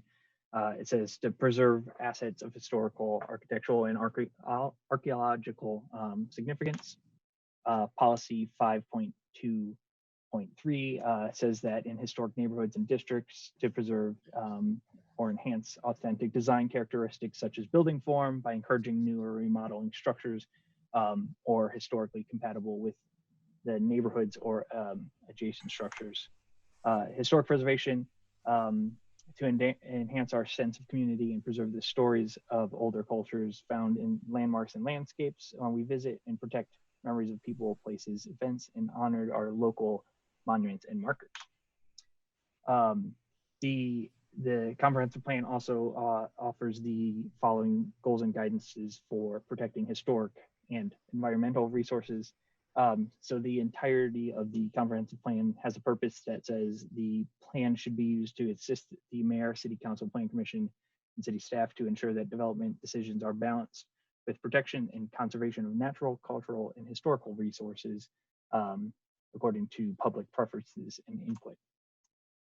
It also has the vision statement, principle 9, which says that nature is resilient, environmentally responsible community by judiciously using scarce resources, enhancing our natural assets, and protecting historic resources as well. So vision statement principle 12, it says to recognize that many virtues of historic preservation, rehabilitation, and reuse of our historic structures. Goal 3.4 says to increase the area of native shrubs, trees, herbaceous plants to increase ecosystems, services associated with green infrastructure, et cetera, to preserve flora and fauna. And then the comprehensive plan also has goals and guidance for allowing residents to age in place. The vision statement principle 3 says that meet basic needs and ensure self-sufficiency for all residents. Goal 1.2, health and safety, supports programs and strategies that sustain and enhance the health and safety of residents and visitors. Policy 4.4.5 says to encourage special design qualities such as universal design, 1 to 2 bedroom limits, adequate storage, and the use of sustainable and enduring materials that promotes housing and built for all citizens in ranges of ages and affordability options. Policy 5.3.2 says to enable seniors to remain in their own homes and to, quote, age in place. Policy 5.3.3 says to support home modification using universal design standards for non-student oriented housing, especially with the needs of older adults and people with disabilities. This is the proposed site plan. As you can see, the house is set back from Tap Road. It's actually not visible due to the wooded area. So it's not visible from Tap Road. It's accessed through that drive there. You can see the proposed addition in the back there. And that is the proposed addition. The current structure is here. There are also 3 currently existing accessory structures. This is the proposed first floor of the development, which has the accessory or the addition included. You can see here it includes some living habitable space and a bathroom, which the petitioner is proposing to utilize to help age in place. Here is the south elevation showing the proposed addition Again, this isn't necessarily part of the rezone process. It's just to give you an idea of what is being proposed and why it is being proposed, since the EM district does not allow for the expansion of a single family dwelling unit at all. So there are some issues, two potential issues that arise from the proposed rezone. The first is the dimensional standards based on the proposed addition to the current structure. The current structure would meet the required 60-foot setback. The addition would encroach into that 35 feet into the rear building setback. So that would require a variance to be constructed. And the property to the south is owned by the current petitioner and is outside of the city of Bloomington boundaries. It's also a vacant quarry. The second issue that arises is accessory uses and structures. The RE district places a slightly different maximum on accessory structures in that it's a cumulative footprint of 50% of the square footage of the primary structure. The current structure is roughly 2,000 square feet. And so the maximum footprint would be roughly 1,000 square feet. The currently existing three structures are roughly 3,300 square feet, so they would be over the maximum allowable in the RE district. So a variance would be also required to legitimize those existing accessory structures. But in conclusion, the development promotes the rezoning of the property, which has unique historical and environmental characteristics, which should be preserved. The comprehensive plan gives clear guidance to support the preservation of both the historic and environmental features, as well as giving guidance to assist residents to age in place. When the property was annexed, the city carried forward the zoning that was shared with the city of Bloomington and the Monroe County Planning Department in the areas intended for annexation. It identified it as quarry based on the attached southern property. When the current property was brought into the city, it was was misidentified as quarry based on that joint zoning. It probably should have been RE originally, and so that is what we're proposing to adjust to make it right. And that will also allow it to protect the environmental features and the historic property, whereas the EM district would not so easily allow the protections that the RE district would. So the zoning map amendment plan has Plan Commission review and recommendations. The first one says the recommendations of the comprehensive plan. It must meet the recommendations of the comprehensive plan. So the comprehensive plan designates this property and the surrounding areas as employment center. So when determining future land uses, the city comprehensive plan did not attempt a parcel level evaluation, instead attempted to identify larger portions of the city where land uses were more suitable. This approach can cause some outlier parcels to be inadvertently identified as districts that aren't not compatible with the built environment or environmental characteristics that already exist on the property.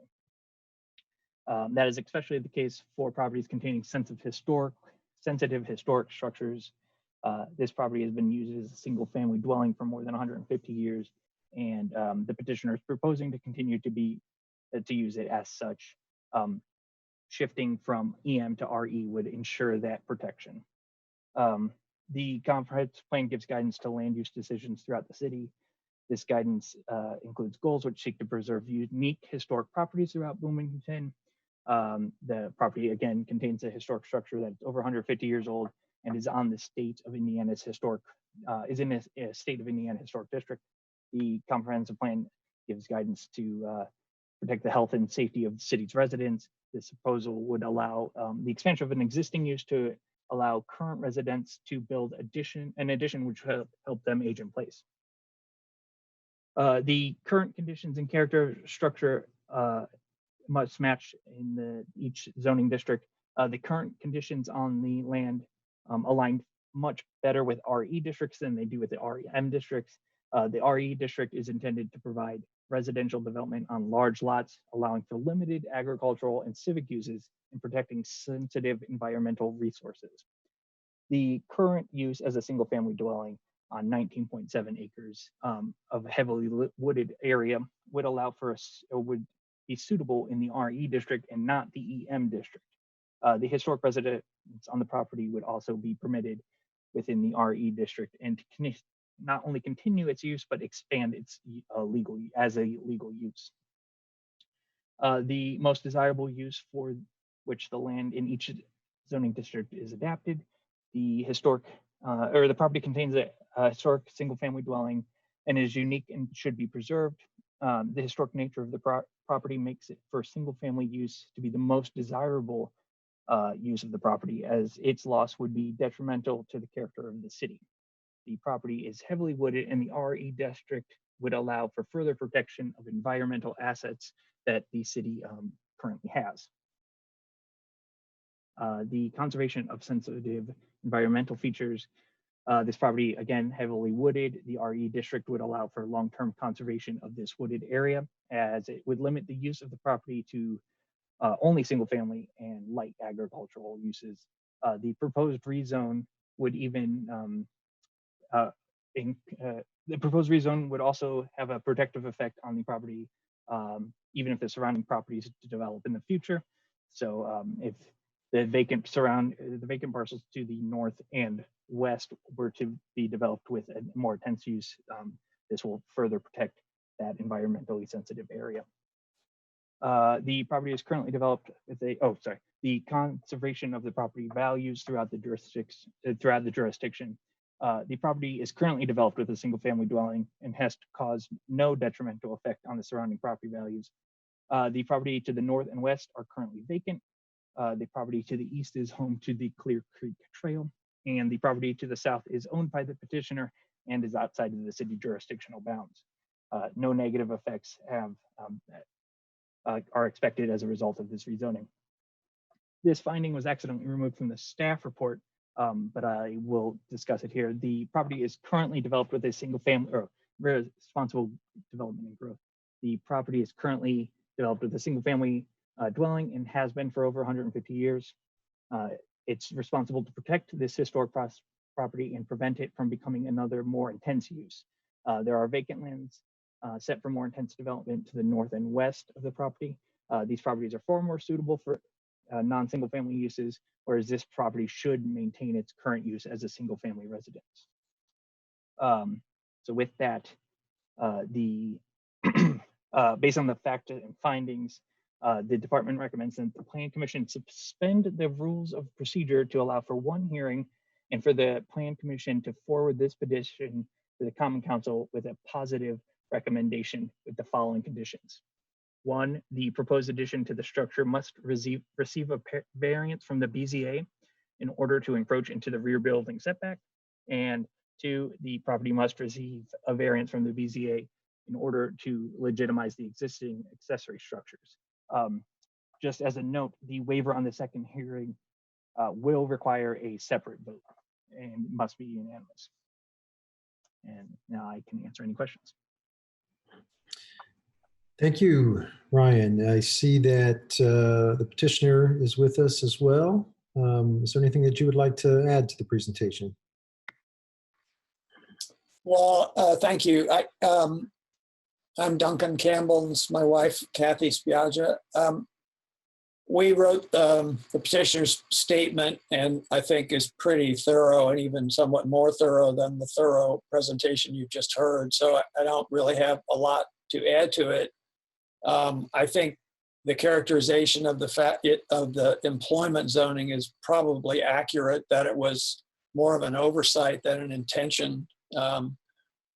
This Orland Farm at one time was almost 2,000 acres and has slowly been subdivided out until my purchase, which was specifically for the residential part of the property. Before that, it was first farmed for 100 years. And then the property that we own behind us, behind the house, was quarried for another, well, from 1930 to 1970 something, so another 45 years. which explains the previous zoning. But the part that the part that's in the city limits that we currently live on has been used as a residence really not since 1855. Sorry, Ryan, it's actually 1830. So it's been in continuous residential use for almost 200 years. And all we're really trying to do is rectify the zoning to reflect what the use has been historically. And this zoning is much more appropriate, as has been mentioned, to protect the property into the future. This all came up to us as somewhat of a surprise because we were planning an addition, as has been explained. So we'll have another bathroom, one on the first floor, and also access to space where we don't have to go up and down the stairs as we get older. And we had all that pretty much ready to go when we got caught in the zoning trap. So Jackie and Ryan were really helpful in trying to find a solution so that we could proceed with basically what we've already been doing for 34 years, which is taking care of this property. We're the ones who bought it, restored it, lived in it, put it on the state register, and have continued to protect it. And in terms of the environmental aspect of it, a very significant portion of the front 20 acres is wetland or floodplain, which we've also preserved. And we've preserved a 1855 Civil War era barn back to its close to its original condition. And the other ancillary building is a limestone garage that was built by the quarry company, which is a solid buff limestone building, which is historic in its own right. So the entire site, quarries and house, are on the state register of historic places, because both tell separate but equally interesting historic stories about how this land has been in use. So that's what we're trying to protect, and that's the purpose of our petition. Great, thank you. Forgive me, I think I improperly introduced this as SP 1620, but it's ZO 1620. Are there any questions from commissioners, either for staff or the petitioner on ZO 1620?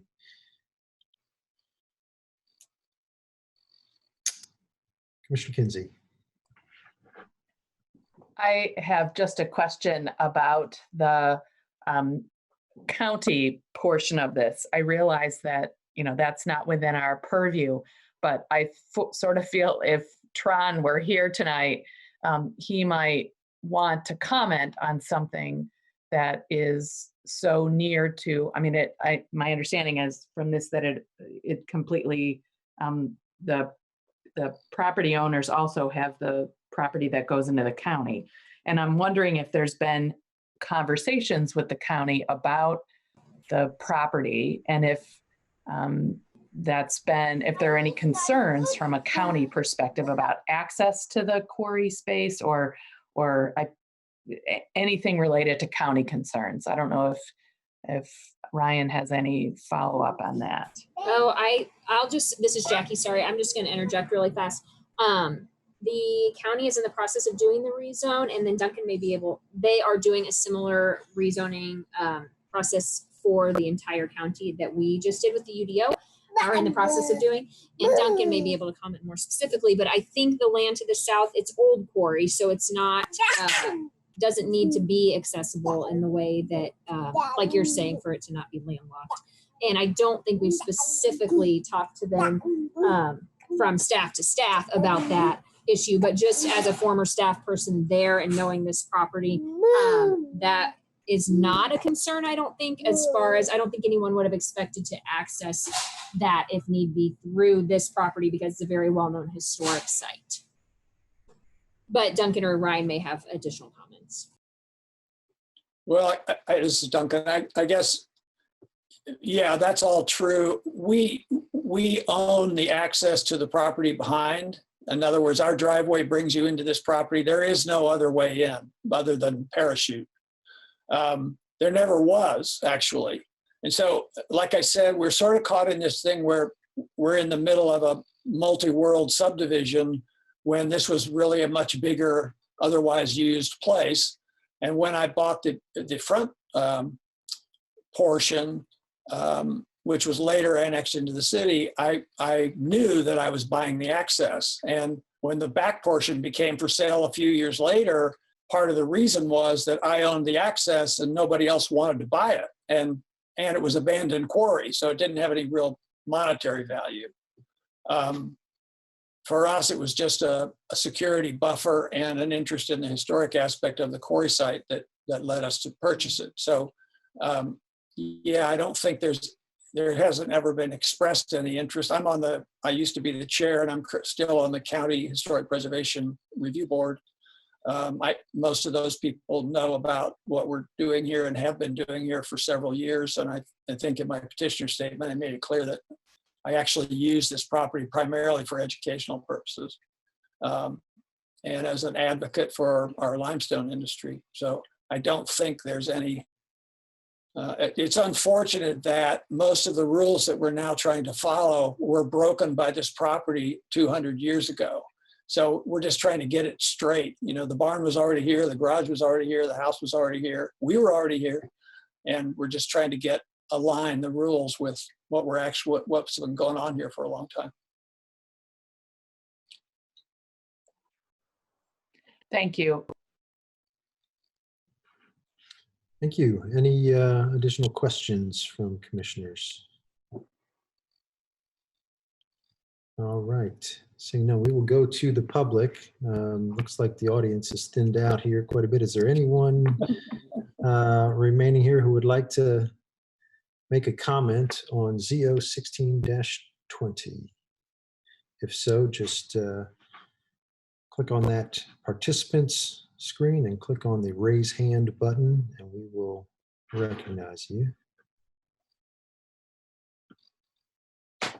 I'm not seeing any hands raised. Jackie, do we have anyone on the Facebook feed who wants to comment? No, I don't see anybody here or on Facebook, Brad.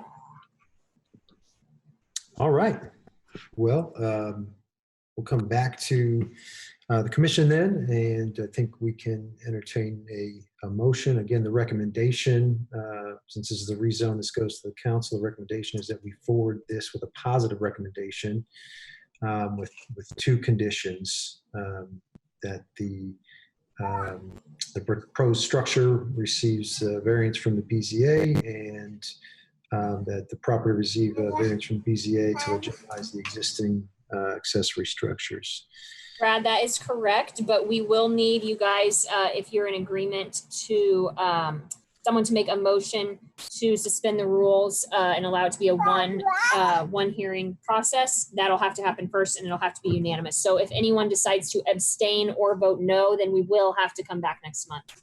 So Just I will clarify. move to suspend the rules. Second. Great, thank you. So the motion is to suspend the rules so that we may approve this with a single hearing.